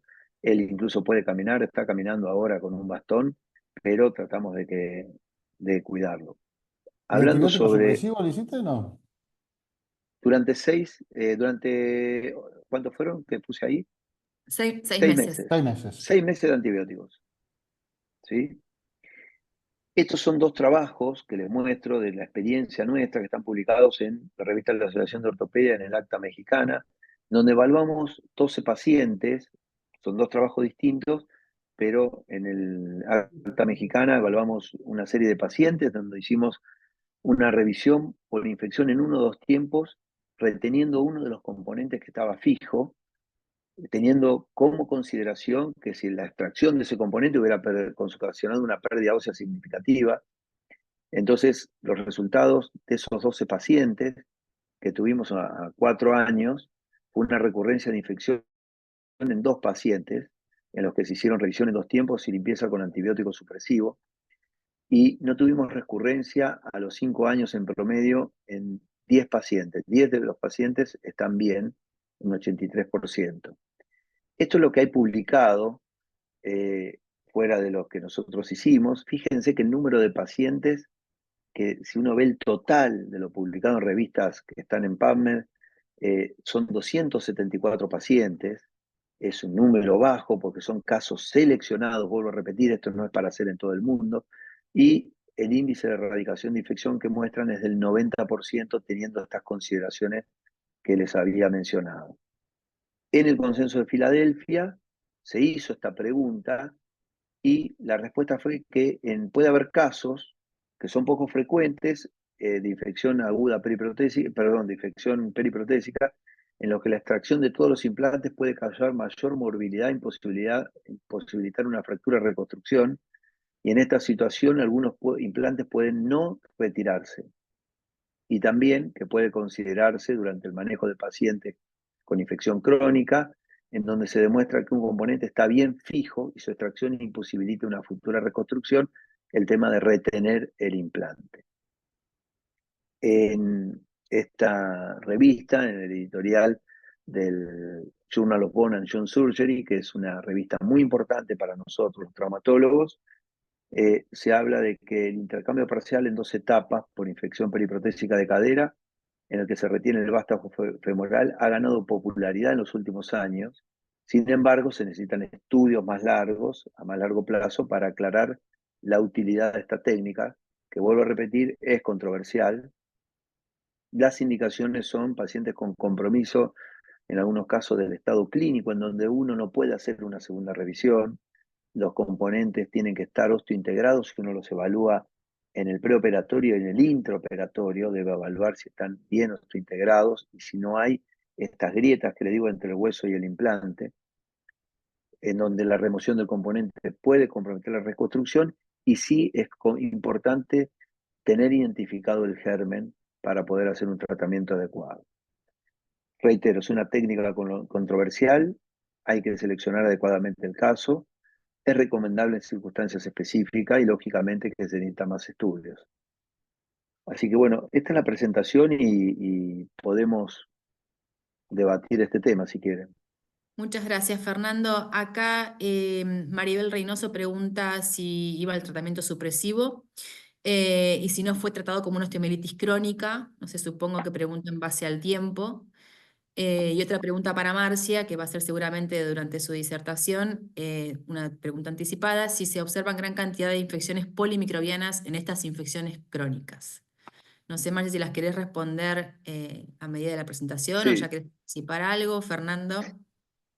yo lo que te puedo decir, ese es el tratamiento antibiótico que el servicio de infectología de mi hospital consideró adecuado para ese paciente y para ese germen.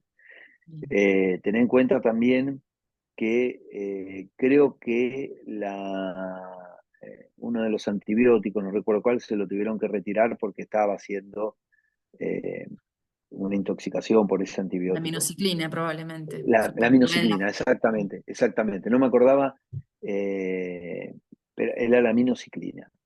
Bien. Y bueno, pero ese fue el tratamiento que recomendó el servicio de infectología. Bien. Marcia, te hago una consulta. ¿Y tu opinión en base a agregar rifampicina para el tratamiento de los cocos cuando se retiene material? Perdón, antes Ah, que conteste Marcia, te quiero comentar algo. La rifampicina en este paciente no se la pudieron administrar, ah, hoy estuve viendo parte de historia clínica, porque no toxicidad. tenía tolerancia a la rifampicina. Ah, bien. Gracias. Sí, sí. No, por favor. Ahí no encontraba el Zoom.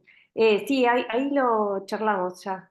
Dale, Así perfecto. no Bueno, nos... cuando quieras arrancar, entonces, gracias, Fernando. Impecable también. Ahí se ve la pantalla. Perfecto, modo presentación. Y estamos. Ahí está. Ahí está, perfecto. Adelante, Marcia, cuando quieras. Bueno, entonces voy a hablar un poquito de tratamiento antimicrobiano de las infecciones periprotésicas y hacemos las preguntas ahí al final. Esperen que para pasarlas... acá. Bueno, no tengo conflictos. Habíamos hablado que el tratamiento de las infecciones periprotésicas siempre es multidisciplinario, ¿no? Y que como aumenta tenemos que tratar de erradicar la infección, restaurar la función de esa articulación, que el paciente esté libre de dolor y disminuir la morbimortalidad. Y a su vez, ese éxito de tratamiento nos referimos que cuando hablamos de cura clínica, cura microbiológica, sin recaída de ese proceso infeccioso, que el paciente no requiera una cirugía nuevamente relacionada a esa infección protésica y que no muera por esa infección protésica. Y a su vez podemos poner una temporalidad en decir si es a corto plazo, a mediano o largo plazo, teniendo como cuenta como mediano, como corto plazo, 2 años. Ahora bien, cuando hablamos de antibióticos, habíamos hoy charlado donde lo principal es reducir el inóculo bacteriano, o sea, disminuir la carga bacteriana, y eso se hace claramente con el tratamiento quirúrgico. Los antibióticos forman una pequeña parte del tratamiento de estas infecciones, pero siempre es prioritario el tratamiento quirúrgico. E inicialmente utilizamos antibióticos endovenosos, generalmente en dosis altas, utilizando el PK/PD para lograr un mejor control de la infección y disminuir la aparición de resistencia. Y cuando hablamos de elegir el antibiótico, tenemos en cuenta el antibiótico para elegir si necesitamos, dependiendo de la estrategia quirúrgica, utilizar antibióticos que tengan actividad en la biopelícula. Si tenemos opciones para manejarlo en forma modulatoria, tenemos que tener también presente la concentración de esos antibióticos en el hueso, y no nos debemos olvidar los efectos adversos asociados a la elección del antibiótico y las interacciones, porque muchas veces estos pacientes son adultos mayores que están polimedicados.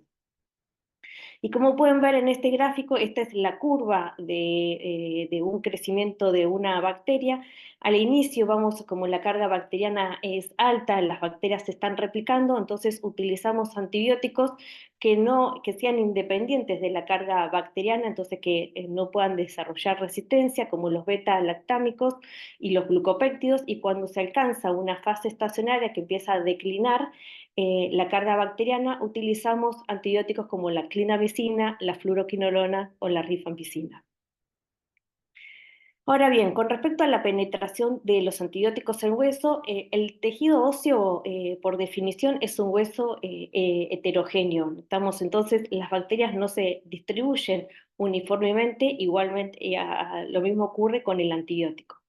Una de las medidas para evaluar el grado de penetración ósea de los antibióticos es el área bajo la curva en función del tiempo en el hueso y compararla, lo mismo, esa concentración en suero o plasma. Este es un gráfico solamente a modo para mostrarles la relación que existe entre los antibióticos en el hueso versus el plasma, y los antibióticos que tienen pobre concentración en el hueso son las penicilinas, y en el extremo los macrólidos son los que tienen mayor concentración.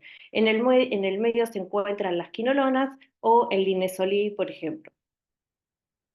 Ahora bien, este es un gráfico solo para mostrarles en el tratamiento de los estafilococos cuáles son los antibióticos que mejor penetran en el hueso, por ejemplo, la dalbavancina, que nosotros no tenemos, la daptomicina, el linezolid, la rifampicina, las fluoroquinolonas, pero también tener en cuenta lo que les decía, ¿no? Lo de los efectos adversos, la seguridad a largo plazo. La rifampicina es un muy buen antibiótico que tratamos de utilizarlo siempre que podamos, pero no, tiene efectos adversos en un 20 al 30% que hace que la mayoría de los pacientes terminen descontinuándolo.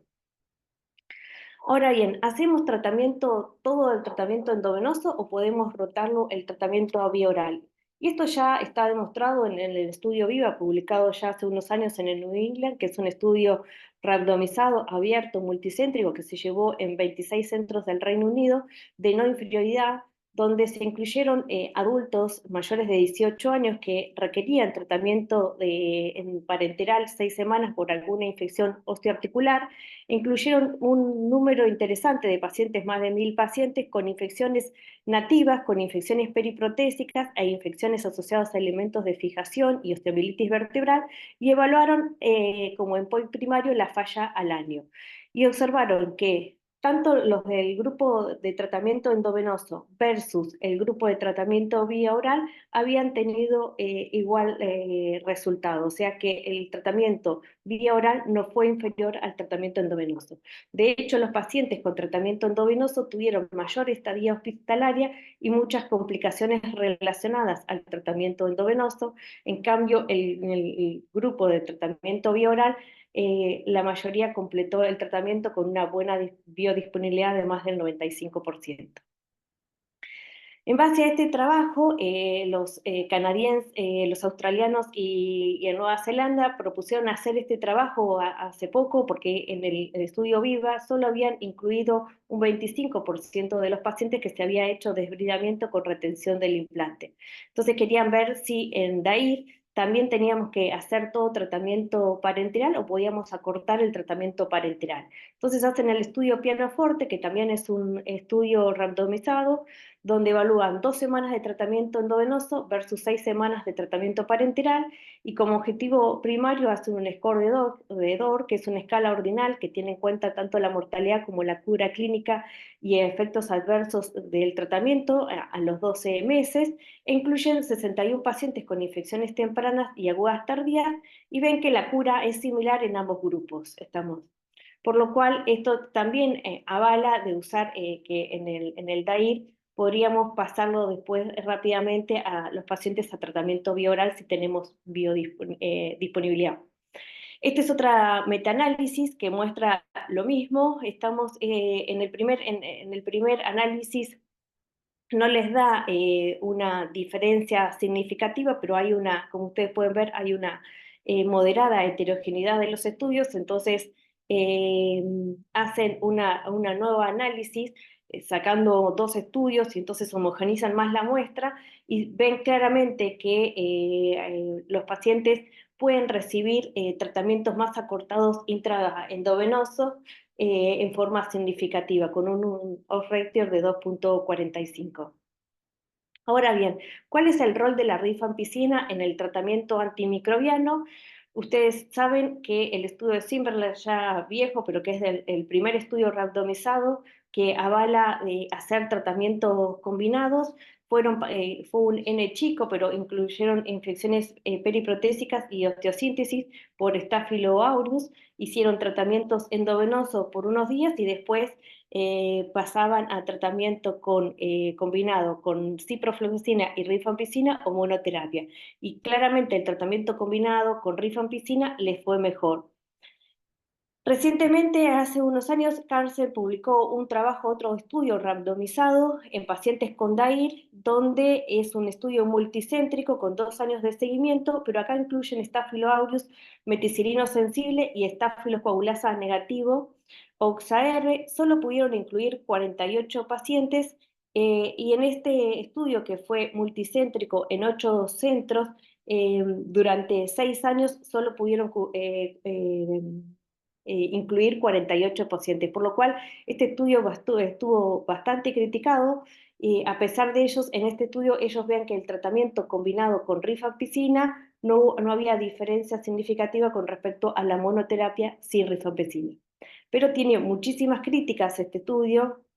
Una de ellas es que como terapia combinada usaron cloxacilina, que tiene una biodisponibilidad del 37%, que es muy baja, y versus el otro tratamiento era completar el tratamiento con vancomicina endovenosa. Tuvieron un N chico, entonces no podían tener un impacto una potencia para poder demostrar estadísticamente la diferencia con rifampicina. Entonces, la verdad que este estudio uno lo tomaría con pinza. Posteriormente hay múltiples estudios retrospectivos, donde han mostrado claramente el éxito del tratamiento cuando utilizamos la rifampicina, combinada en algunos casos con las fluoroquinolonas. El trabajo de Laura Tamayo, donde es un estudio multicéntrico, observaron que la utilización de rifampicina fue un factor protector para el éxito terapéutico de estas infecciones periprotésicas cuando se hacía desbridamiento con retención del implante. ¿Cuándo deberíamos usar la rifampicina? Este es otro trabajo, también es un estudio observacional multicéntrico que se llevó a cabo en Estados Unidos y en Europa, donde incluyeron más de 100 pacientes, donde observaron que la falla de tratamiento con rifampicina fue del 32% versus 54% sin rifampicina, pero que el uso de rifampicina le iba mejor en los pacientes con infecciones protésicas de rodilla.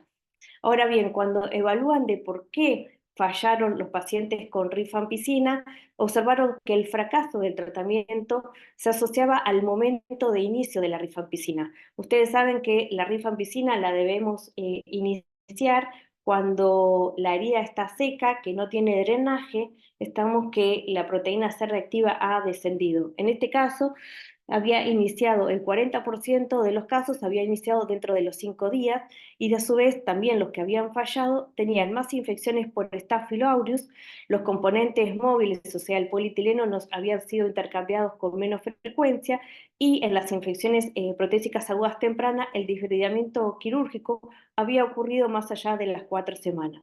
Y cuando evalúan en los pacientes que habían fallado al tratamiento con la rifampicina, se fijaron qué antibióticos habían sido combinados con la rifampicina.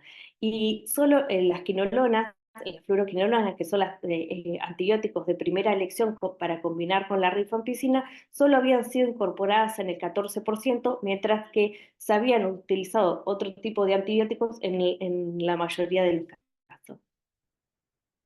Este es otro trabajo donde incluyen más casi 250 casos de infecciones periprotésicas, donde quieren evaluar el outcome de la falla del desbridamiento y retención del implante, y ven que la duración corta de antibióticos se asociaba a más falla de tratamiento, y acá también el uso de rifampicina durante más tiempo en las infecciones de rodilla por Staphylococcus aureus hubo menor tasa de falla de tratamiento. Por lo cual creo que hay varias evidencias que muestra a favor del uso de la rifampicina, que la podemos usar cuando la tengamos disponible y si el paciente no tiene ninguna contraindicación. Ahora bien, ¿qué pasa con los estreptococos? ¿Tienen el mismo pronóstico? ¿Les va mejor o peor que el estafilococo? Bueno, este es un estudio retrospectivo multicéntrico, es uno de los más grandes que publicó Laura Tamayo, donde incluye 460 infecciones periprotésicas. La edad media de estas personas eran de 72 años, la mitad eran hombres, y el Streptococcus agalactiae estuvo en el 34% de los aislamientos. Un 53% de estas infecciones fueron hematógenas, y la mayoría de los tratamientos habían sido con beta-lactámicos, y la rifampicina se había utilizado en el 37% de los casos. Cuando evaluaron el fallo del tratamiento con el DAIR, eso había ocurrido en el 42% de los casos, con una mediana de a los 62 días de haber hecho la toaleta. Y los predictores independientes de falla del tratamiento en estas infecciones fue tener artritis reumatoidea, una infección postquirúrgica tardía y tener bacteriemia. Ahora bien, los predictores independientes de éxito fue el intercambio de los componentes móviles, el uso temprano de la rifampicina y el tratamiento prolongado, más de 21 días, con beta-lactámicos. Este es otro estudio retrospectivo multicéntrico también de infecciones estreptocóxicas, donde acá el 38% había tenido bacteriemia, y el Streptococcus agalactiae y el Dysgalactiae fueron los gérmenes más frecuentes, y observaron que en la recaída había ocurrido en un 27%, pero de esas el 51% les había hecho desbridamiento con retención. En cambio, el 0% de esos pacientes que no tuvieron recaídas se les había hecho un recambio en 1 o 2 tiempos. Y en el análisis multivariado lo que observan es que los factores asociados a recaídas fue hacer el desbridamiento sin el cambio del polietileno y tener una infección por Streptococcus agalactiae. El Streptococcus agalactiae, la verdad que es un factor de mal pronóstico. En este trabajo interesante comparan la evolución entre el Streptococcus y el Staphylococcus aureus meticilino sensible en infecciones protésicas de cadera y rodilla. Incorporan 91 pacientes con infecciones por Streptococcus más 132 infecciones por Staphylococcus aureus, y evalúan la tasa libre de reinfección a los 2 años con todas las estrategias de tratamiento. Y ven que les va mejor a los estreptococos con respecto al Staphylococcus aureus meticilino sensible, pero que esa diferencia observada era acorde a la estrategia de tratamiento que uno utilizaba.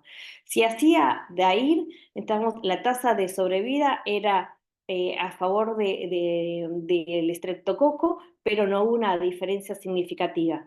Ahora, si había un cambio de prótesis, la tasa libre de reinfección era similar en ambos grupos.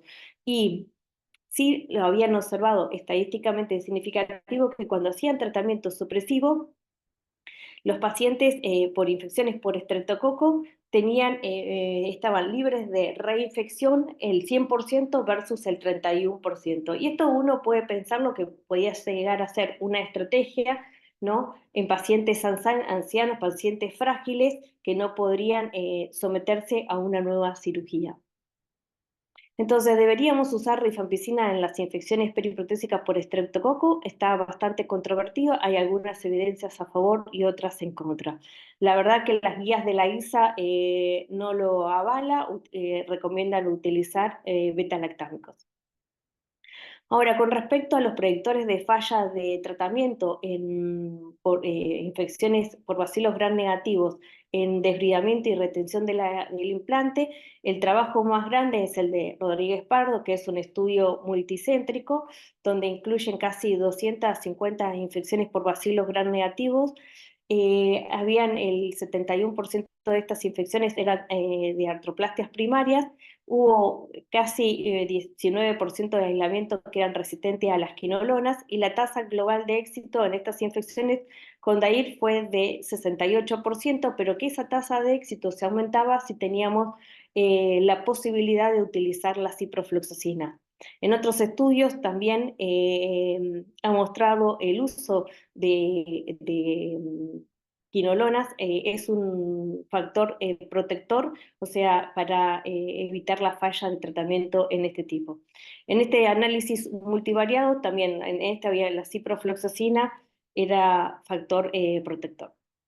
Con respecto a la duración del tratamiento en DAIR, si hacemos 12 semanas o podríamos hacer menos, saben que la duración del tratamiento no hay una evidencia fuerte y es opinión de experto. En las guías de la ISA va a depender de la estrategia quirúrgica que se utilice y del germen, porque recomienda, por ejemplo, en las infecciones por estafilococo, utilizar de 3 a 6 meses de tratamiento, dependiendo si es cadera versus rodilla, y en las infecciones por otros gérmenes, 4 a 6 semanas de tratamiento. En cambio, la EPSI propone hacer 12 semanas de tratamiento. Entonces, con el advenimiento de la multiresistencia y que han aparecido múltiples trabajos de utilizar tratamientos acortados, se plantea en las infecciones periprotésicas a ver si podríamos utilizar tratamientos más acortados. Estos son una tabla donde hay varios trabajos donde evalúan tratamientos más acortados en pacientes con DAIR, pero básicamente lo que ellos ven es que en la mayoría de estos trabajos utilizan rifampicina y levofloxacina como tratamiento, y eso se asegura el éxito. El trabajo de Laura Tamayo del 2013, que evalúa la duración del tratamiento a menor de 61 días, a 90 días o más de 90 días. La tasa de cura fue similar en los 3 grupos. Hay el posterior estudio randomizado que publicó posterior, que evalúa 8 semanas versus 3 a 6 semanas utilizando levofloxacina más rifampicina. En la intención de tratar, observaron que el tratamiento corto tenía más éxito con respecto al tratamiento prolongado. Ahora bien, ¿qué pasa en la duración del tratamiento en el recambio en 2 tiempos? Acá las guías recomiendan hacer 4 a 6 semanas de tratamiento, pero una de las cosas que hacemos fundamental en el recambio en 2 tiempos es eliminar, o sea, retirar la prótesis, así que ahí sacamos el cuerpo extraño, eliminamos el biofilm y colocamos un espaciador cargado de antibiótico. Que ese antibiótico se utiliza a una dosis más alta que cuando hacemos como profilaxis, y sería una dosis de tratamiento. Entonces hay estudios no comparativos que se corresponden a estos, donde han evaluado utilizar antibióticos locales más antibióticos sistémicos, pero la duración de los antibióticos sistémicos ha sido más corta, incluso hay trabajos que lo han utilizado 24 horas y otros hasta 14 días, y observaron que la tasa de requerimiento de un desbridamiento adicional o previo a la reimplantación o la recaída posterior era similar a series previas, estamos que no había una diferencia significativa. Después hay estudios, en los estudios comparativos, hay estudios retrospectivos que lo que comparan es realizar más de 6 semanas versus menos de 6 semanas de tratamiento endovenoso, y la verdad que no hay una diferencia significativa en tratamientos acortados versus tratamientos prolongados, y hay un trial que es el de Bencabouch, donde es un estudio randomizado, donde evalúa el tratamiento sistémico de 6 semanas versus 4 semanas y no hay diferencia significativa.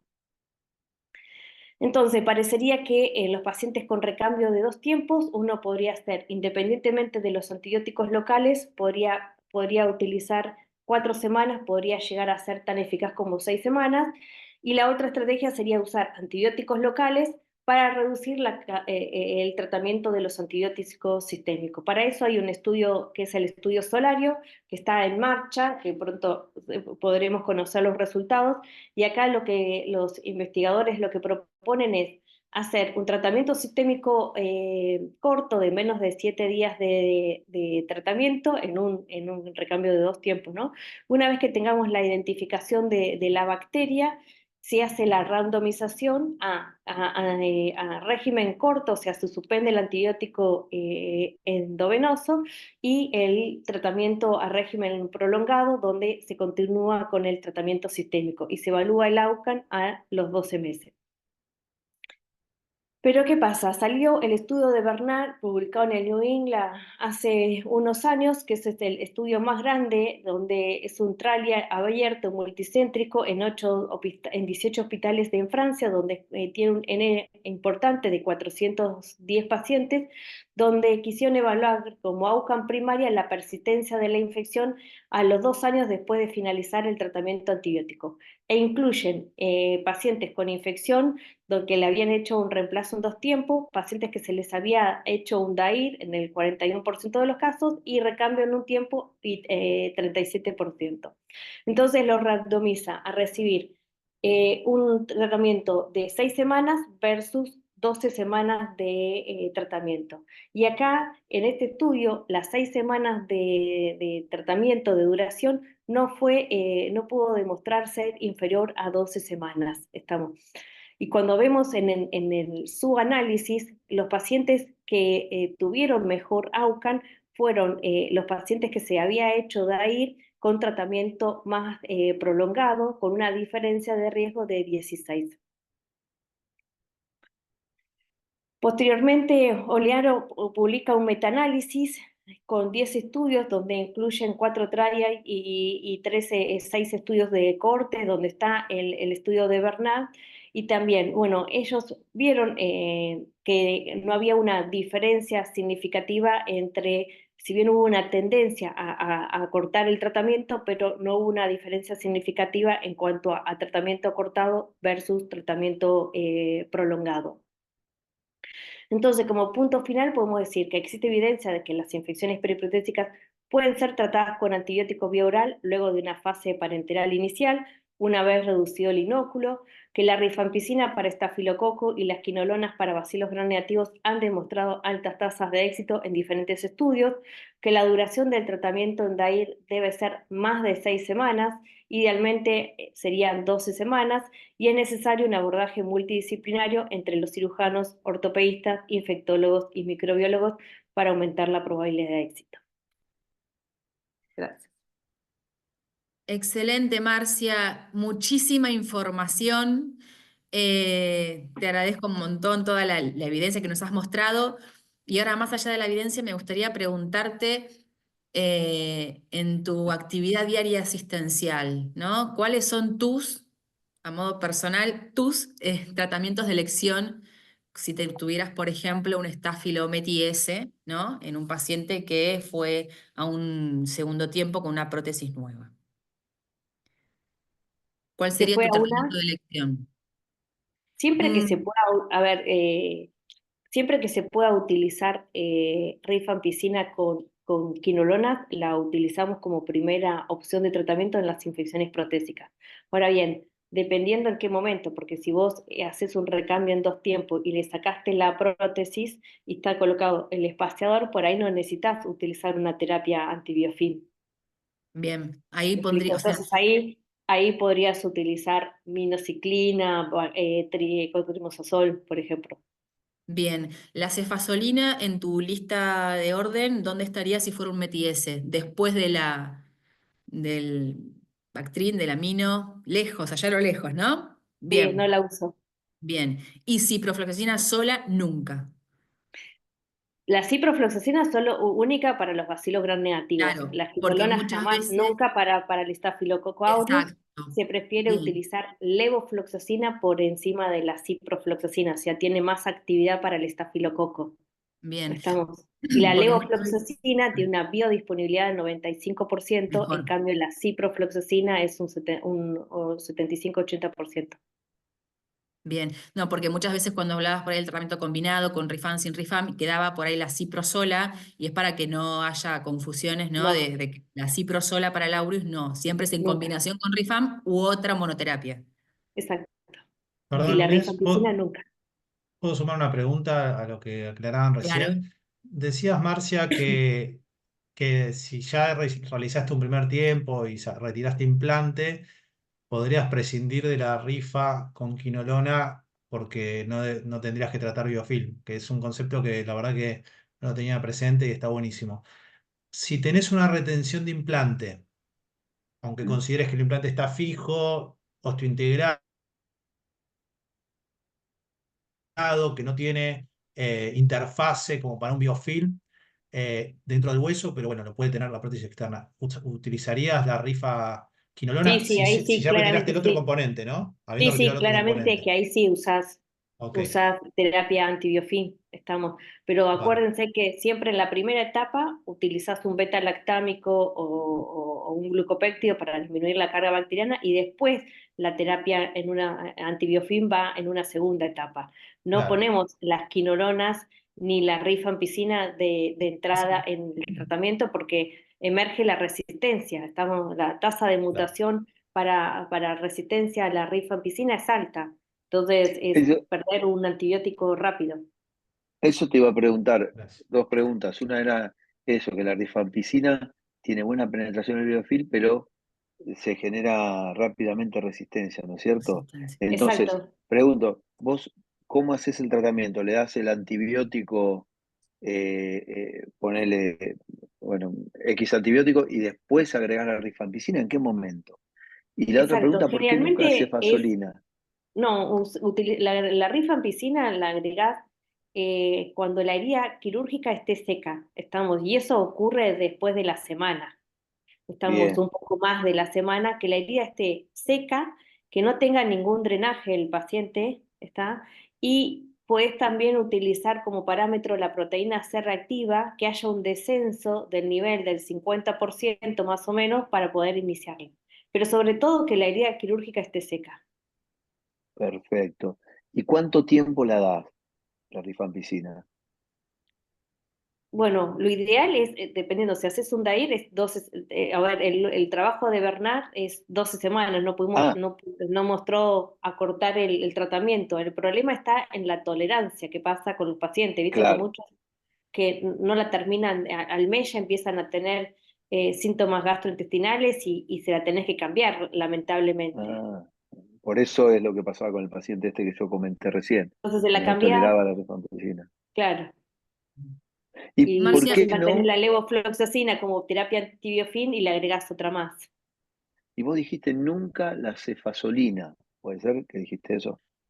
No, se puede utilizar, pero tiene una biodisponibilidad más baja, bioral. La cefazolina endovenosa, eso sí la utilizamos, eso sí. Ah, La cefalexina nos referimos. Exacto. Para ah, peor. ok, Cefalexina bioral. La cefazolina endovenosa, sí, si tenemos un Staphylococcus aureus meticinoso sensible, usamos cefazolina en la primera etapa. Una vez que bajo el inóculo, le paso después a una bioral levorrifa. Pero no utilizo cefalexina bioral. Se puede utilizar, pero tiene una menor biodisponibilidad bioral y se tiene que dar cada 6, cada 8 horas. Entonces claro, prefiero, como estos son tratamientos prolongados, estamos para la compliance del paciente, es que utilice antibióticos que pueda tomarse una vez por día o cada 12 horas. claro. Bien.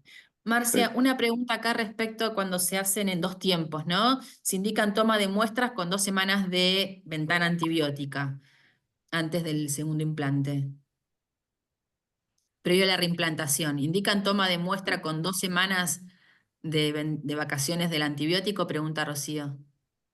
Eso ahora está bastante cuestionado, y está bastante controvertido, porque, por ejemplo, las guías americanas sí te ponen las 2 semanas de vacaciones, y las guías europeas, EPSHIP, no propone hacer vacaciones. Y hay algún trabajo que ha visto que si vos haces vacaciones de antibióticos, les va peor al paciente, y el riesgo es de un odds ratio de 3, que no es menor. No menor. Entonces, la verdad, yo siempre hice vacaciones y ahora no estamos haciendo vacaciones. Bien, y Sí, cuando se yo hace quiero, el reimplante, perdón, ahí tomás muestras, se mandan a cultivo. Si el cultivo en ese reimplante es negativo, continúas el antibiótico, ¿cómo Sí, pero por interpretas? 4 o 6 semanas y listo. Cortito, Porque si los bien, cultivos son positivos, ya estamos hablando generalmente es claro, una reinfección. infección. Bien. Sí, sí, Y Fernando. no, o de una reinfección o de que no está bien hecho el tratamiento sí, también, pero ¿no? Claro. generalmente, viste, es otro germen. Sí, a O veces. bueno, claro, sí, sí, sí. Depende del Depende, lugar que vamos sumando con las depende. coletas, a veces vamos No, haciendo no, un... yo quería decir algo sobre el tema de las vacaciones de antibióticos. Nosotros las hacíamos, esperábamos 2 semanas, no tomábamos muestras. ¿Por qué? Porque las muestras que tomás, por lo menos lo que nosotros vemos o lo que nosotros tenemos como conocimiento, es que vos cuando tomás una muestra de un espaciador, tenés en la articulación, hay antibióticos. No, pero hay antibióticos, pero en dosis bacteriostáticas, ¿sí? O sea, en bajas dosis. La dosis bactericida que actúa del espaciador actúa en las primeras 72 horas. En las primeras 72 horas tenés dosis altísimas de liberación de antibióticos con un espaciador en la articulación. Después eso empieza a descender y se transforma en algo bacteriostático, no es una dosis bactericida. Entonces, si vos tomas muestra, la muestra es muy probable que te venga negativa, estando pudiendo estar el paciente infectado. Las vacaciones antibióticas también hay estudios en traumatología, no en infectología, o sea, no dentro de las revistas de infectología, en las revistas de traumatología que no se están recomendando ya, que se dice directamente que vayas a hacer el reimplante. Y como vos Y decís hay bien, muestras. siempre tomar las muestras de fémur, de acetábulo, hueso, tejido, todo. Esas muestras también las mandan a anatomía patológica para ver la Sí, histología, confirmar que hay osteomelitis, para ver, ¿no? El número de gérmenes si Sí, coinciden o no coinciden, porque por ahí viene 3 distintos y uno no sabe cómo interpretar y a veces se nos embarra la cancha con eso, ¿no es cierto? ¿Cómo hacen exacto. ustedes? sí, Sí, sí, sí, se envía a sí. cultivo y anatomía patológica. Bien. ¿Y con cultivo positivo y anatomía patológica negativa, Con cultivo positivo y anatomía patológica. que no te informa osteomelitis, que puede ser parcheada, ¿no? No, y ahí ¿Cómo? va a ser Puede, dependiendo del aislamiento, ¿no? Porque si muchas veces están los coagulasa negativos que son contaminantes, estamos, pero hay que ver en cuántas muestras, porque representativas creció el estafilocoagulasa negativo para poder jerarquizar esa muestra. Bien. Y en ese sí, tipo de Sí, además muestras, también, perdóname, ahí también depende del poco de lo que vos estás diciendo, de que tal vez tomás o mandás una muestra de un sector que no está contaminado o no está afectado, pero también te está hablando de una anatomía patológica negativa, de que podés no tener un cuadro de osteomelitis, que tenés una infección en todo lo que es partes blandas, nada más. Bien, sí, porque a veces pasa que vienen algunos gérmenes en la secreción y partes blandas que no son los que acompañan el hueso. Entonces uno dice, ¿qué hago? ¿Trato las partes blandas y no la osteomelitis asociada al implante, o sea, la infección asociada a prótesis? Ahí es una disyuntiva cuando la microbiología no nos cierra del todo, ¿no? Que eso Claro. nos pasa habitualmente.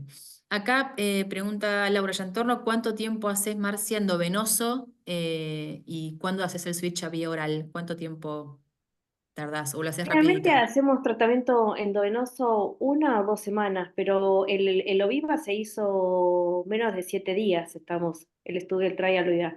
O sea que 1 semana y el paciente está bien y tenés antibióticos, la herida está seca y le puedes pasar a vía oral, le pasás a vía oral. Mínimo 1 semana endovenoso haces. Sí. No importa si es un BGN multiresistente o un METIR, Lo que pasa es que ahí tenés el problema, si tenés un meticilino resistente o un bacilo gram negativo multiresistente, dijiste. cualquiera de los dos. Ponele Lo que que pasa es el que BGN tuviera opción amino. no, claro, Ah, no, ahí haces más tiempo, más haces más prolongado tiempo en endovenoso. endovenoso. Exactamente, porque ahí vas a priorizar dependiendo, ahí no tenés las quinolonas, así que no tenés terapia antibiofín, así que dependiendo de lo que tengas, utilizarás, si tiene una carbapenemasa, utilizarás cetacima avibactam con o sin astronal, dependiendo si es una metalo. Bien, bien. Acá Fernando pregunta por qué se debe esperar que la herida esté seca sin drenaje para indicarle la rifampicina. Porque cuando tiene la herida húmeda se piensa que tiene todavía inóculo bacteriano, entonces si le doy rápidamente la rifampicina hace resistencia intratratamiento a la rifampicina. En el Bien, trabajo que yo mostré que tenían falla de tratamiento, habían iniciado la rifampicina dentro de los 5 días y aún así, empezándola entre los 5 y los 9 días, también tenían falla, era menos, era un 20%. Por eso cuando la herida está seca, recién empezamos. bien. Dos preguntitas más porque hay varias y ya en honor al tiempo y todos los que se han quedado somos 92, todavía un montón. Acá la otra pregunta es, cuando retiro el material y es osteomelitis crónica por aureus, ¿solo hago quinolonas por 3-6 meses? Es para No, aclarar. no, 3 meses, pero no Quinolonas. 6 meses. Ya no Claro, y hacemos quinolonas solo intentamos. no. No, quinolonas no, solas no, Claro, eso claramente que exactamente. no.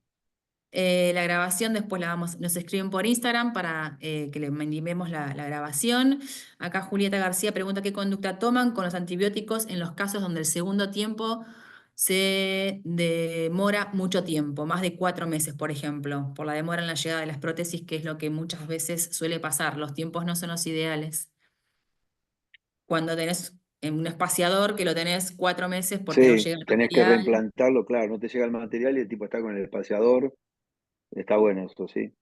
¿Y ahí? Sí, bueno, ahí vemos, ¿no? Generalmente por ahí terminamos, suspendemos el antibiótico Claro. acá.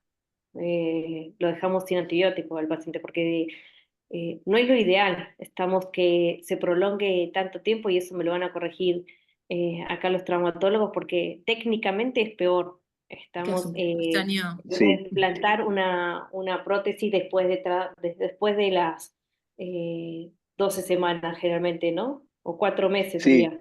El tiempo mínimo de espaciador ideal en donde se ha visto que los resultados son buenos son 4 semanas.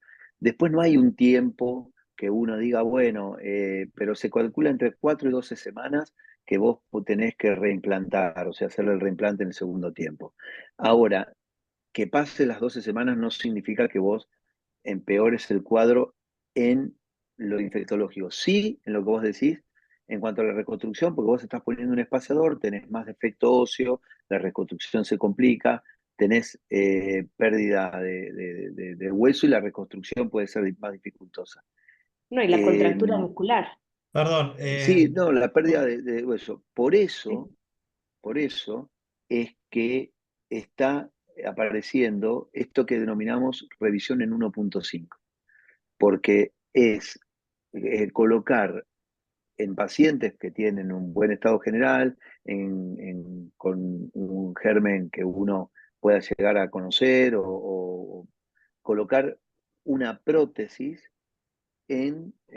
digamos, en condiciones que no pondrías habitualmente, ¿no? O sea, hacer un espaciador se llamaría funcional, en donde vos recuperás el paciente, no tendría pérdida de esa estructura ósea, el paciente tendría mejor función y completaría su tratamiento antibiótico, ¿sí? Bien. Hago una pregunta de Chile para Marcia, que no tienen muy disponible la rifampicina. ¿Qué alternativa podrían utilizar ellos vía oral? Y levofloxacina con cotrimoxazol o levocomiraciclina. Agrego algo a lo que dijo Fernando. Lo que decías, Marcia, que por ahí no es lo ideal pasar los 3 meses. Ya lo explicó Fernando y está la posibilidad del 1.5. Quizás esa persona que lo planteaba, que tiene dificultad en su medio ya reiterativa, o sea, que sabe que en su medio los implantes se retrasan, la mejor opción me parece que es plantearle directamente al paciente que su opción es esto que hablamos, la revisión 1.5. Hay algunas contraindicaciones, no se puede hacer en defectos óseos masivos o en pérdidas de aparato extensor en el caso de rodilla, pero si vos ya sabes que es parte de tu realidad, entonces el 2 tiempos estricto no es parte de tu realidad y quizás lo más prudente o la mejor opción es directamente al paciente decirle, mire, le vamos a poner un espaciador que va a durar un determinado tiempo, pero hacerlo de una manera para que dure, aunque sea una buena cantidad de tiempo. Lo ideal es hasta que falle, pero si el paciente quiere se lo puede cambiar antes. Yo les comento algo anecdótico al respecto. En Estados Unidos, eh, a los médicos, a las clínicas, no les cubren 2 procedimientos a un paciente si son dentro de los 3 meses, porque consideran que es parte del mismo procedimiento. Mira vos. Entonces ellos estiran el segundo tiempo de la revisión, sí, a los 3 meses. Yo veía que cuando estuve en Cleveland se tomaban 3 meses de ventana entre el primer y segundo tiempo, y me argumentaban que bueno, que era por lo que tardaban los cultivos y por lo que tardaban en... Una respuesta muy vaga hasta que alguien me sinceró y me dijo, no, la realidad es que dejamos pasar 3 meses para que nos lo cubran como 2 procedimientos por separado. Con lo cual ellos habitualmente la revisión de los tiempos la dejan 3 meses. No lo comento como que para saber que es una posibilidad, más allá de lo descripto, ¿no? En todos lados hay problemas de logística, parece. ¿Viste? Y de O económicos. intereses Sí, económicos, sí. sí, sí.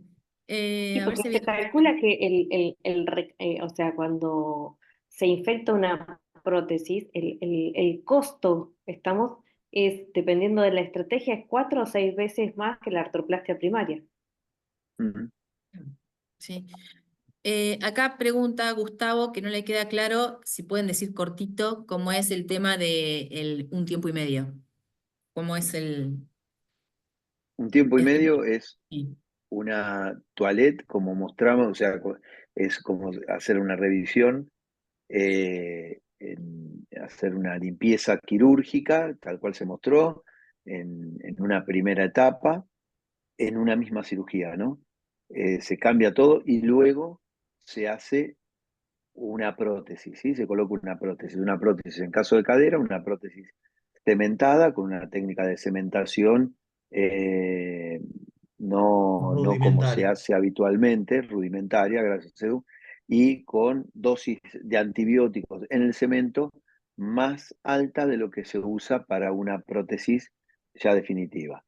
En rodilla se usa el polietileno como base o una base de polietileno entera, no el metal cone polietileno, al que algunos eh, pueden llegar a usarlo, pero lo ideal es usar el polietileno, ya que es un monobloc, eh, con una extensión, que se coloca una clavija con una extensión hacia el canal tibial con cemento y se cementa un fémur primario, con también, como dijo Eduardo, una técnica rudimentaria. Pero eso que permite, que estás colocando una prótesis en lugar de un espaciador solo de cemento. y que el paciente tenga una mejor función. ¿Sí? Y uno habla con el paciente, le explica la situación, le dice, mira, te voy a hacer esto y en el momento que esto falle, hacemos el reimplante. ¿Qué puede pasar? Puede pasar que pasen 6 meses, puede pasar que pasen 5 años o 10 años. Es lo que se está haciendo ahora. Claro, el concepto sería proponerle al paciente una cirugía similar a los dos tiempos, pero no poner fecha para el segundo tiempo, sino Exacto. decirle, te vamos a hacer un primer tiempo, vamos a poner una prótesis temporal como tratamiento de tu infección, pero que prioriza el tratamiento de la infección frente a la sobrevida de la prótesis, con lo cual esta prótesis, cuando falle en el tiempo, la cambiaremos. Si no falla, no se cambia nunca. Hay pacientes que mueren con espaciadores retenidos.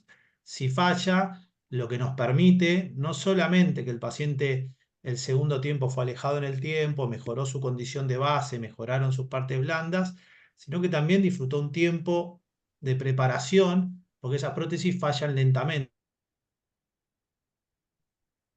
no fallan de un día para el otro, entonces el paciente puede programar su segundo tiempo tranquilo, elegir una fecha, estar en un buen estado de base.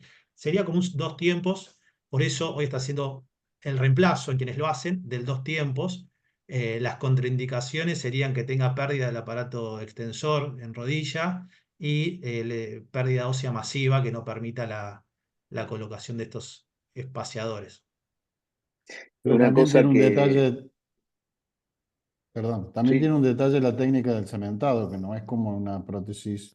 La fase del cemento se usa un claro, poco más lenta para que no tenga Correcto, sí. penetración. No es la exactamente. técnica del Sí. cementado prioriza el tratamiento del espaciador y en el congreso que hicimos, en el simposio que hizo la gente de Cleveland, daban su concepto que es muy interesante porque yo he hablado con varios sobre hasta qué punto priorizan la calidad del cementado para que dure ese espaciador la mayor cantidad de tiempo y hasta qué punto priorizan las dosis de antibiótico para que tengan mayor efecto antibiótico. Y ellos usan un criterio que está interesante, que es, bueno, cuando el paciente es joven y yo considero que va a tener una actividad intensa y ese espaciador va a aflojar y voy a necesitar un segundo tiempo, ellos priorizan el tratamiento antibiótico, porque saben que es un espaciador que no va a durar toda la vida o que tiene alta posibilidad de falla y quieren poder retirarlo fácil aparte, quieren poder retirarlo con el menor después también daño posible. Cuando el paciente es un paciente añoso, que priorizan por ahí que le dure eso para evitar un segundo tiempo, porque por ahí no saben qué paciente van a tener en 4, 5, 6 años cuando lo tengan que operar, priorizan una mejor calidad de cementado, con por ahí las dosis de antibiótico un poco más bajas, pero no hay un criterio específico. Lo que sí tiene que estar claro es que la prioridad del espaciador tiene que ser curar la infección y sí, poder extraerse con poca pérdida ósea, ¿no? una cosa que quiero, dos cositas quiero decir. Una es algo que Eduardo quería plantear a algunos colegas afuera de evaluar qué pasa con la pérdida ósea con los 1.5, porque también se va produciendo el aflojamiento, pero puede haber una pérdida ósea. Entonces, Eduardo, lo hemos hablado varias veces eso, ¿no? Que también puede haber pérdida ósea en 1.5. Y lo otro es tengan en cuenta, cuando para la gente para los infectólogos a esto, el tema del antibiótico en el cemento. El antibiótico en el cemento es en pacientes, por lo menos yo lo uso solo en pacientes de riesgo, cuando coloco un implante primario o en revisión, es colocar 1 gramo de, por ejemplo, vancomicina, a veces viene el cemento con gentamicina también y lo mezclamos, por dosis de cemento. ¿Por qué? Porque eso no altera, en principio, las propiedades físico-químicas del cemento que ustedes van a usar para fijar una prótesis en forma definitiva. Cuando hacemos un espaciador, o como dice Eduardo, cuando hacemos una revisión 1.5 y queremos poner mucho cemento, cerró la puerta Sandra, me parece. Ahí sí las dosis de antibiótico que ponemos en el cemento pueden ser 3 gramos de vancomicina, 4 gramos de vancomicina, 5 gramos de vancomicina. mezclarlo con otro tipo de antibiótico, poner un antifúngico. Entonces, ahí sí alteramos las propiedades del cemento, porque estamos actuando como, al cemento lo usamos como espaciador o como fijador de un implante que actúa como espaciador, ¿sí? Bueno, todo muy claro. Hay más preguntas en el chat. En honor al tiempo, ya estamos casi 2 horas con 100 asistentes permanentemente desde las 7 de la tarde y 3 minutos. Agradecerles muchísimo a todos los que estuvieron presentes, fundamentalmente a los disertantes de lujo que hemos tenido, que de una forma totalmente desinteresada han compartido todos sus conocimientos y su tiempo. Gracias Fernando, gracias Eduardo, gracias Walter y gracias Marcia, y a todos los que participaron activamente acá en la reunión. Gracias al Colegio de Médicos del Distrito 1 de La Plata por habernos brindado la plataforma para hacer esto posible. Lástima que tenía un cupo de 100 personas porque estuvo lleno del principio, probablemente hubiéramos sido más. Y después vamos a dejar compartiendo el link del video de la charla que se grabó en el Instagram nuestro de SILP de Infectología de La Plata. Así que agradecerles infinitamente todo su esfuerzo por habernos dado todo su conocimiento y su tiempo fundamentalmente. Gracias a la SILP, a todos los miembros de la Comisión de la Sociedad de Infectología de La Plata, que trabajamos mucho para lograr todo esto. Así que nos vemos en el próximo encuentro, será octubre-noviembre, con algún otro tema para sorprenderlos. Bueno, muchas gracias a todos. Chao, Gracias, chao, Inés, gracias. gracias por la Chao, invitación. gracias por la Gracias. invitación. No, gracias a ustedes. Un abrazo. Estuvo muy lindo. Chao. Gracias. Chao. Chau, chau.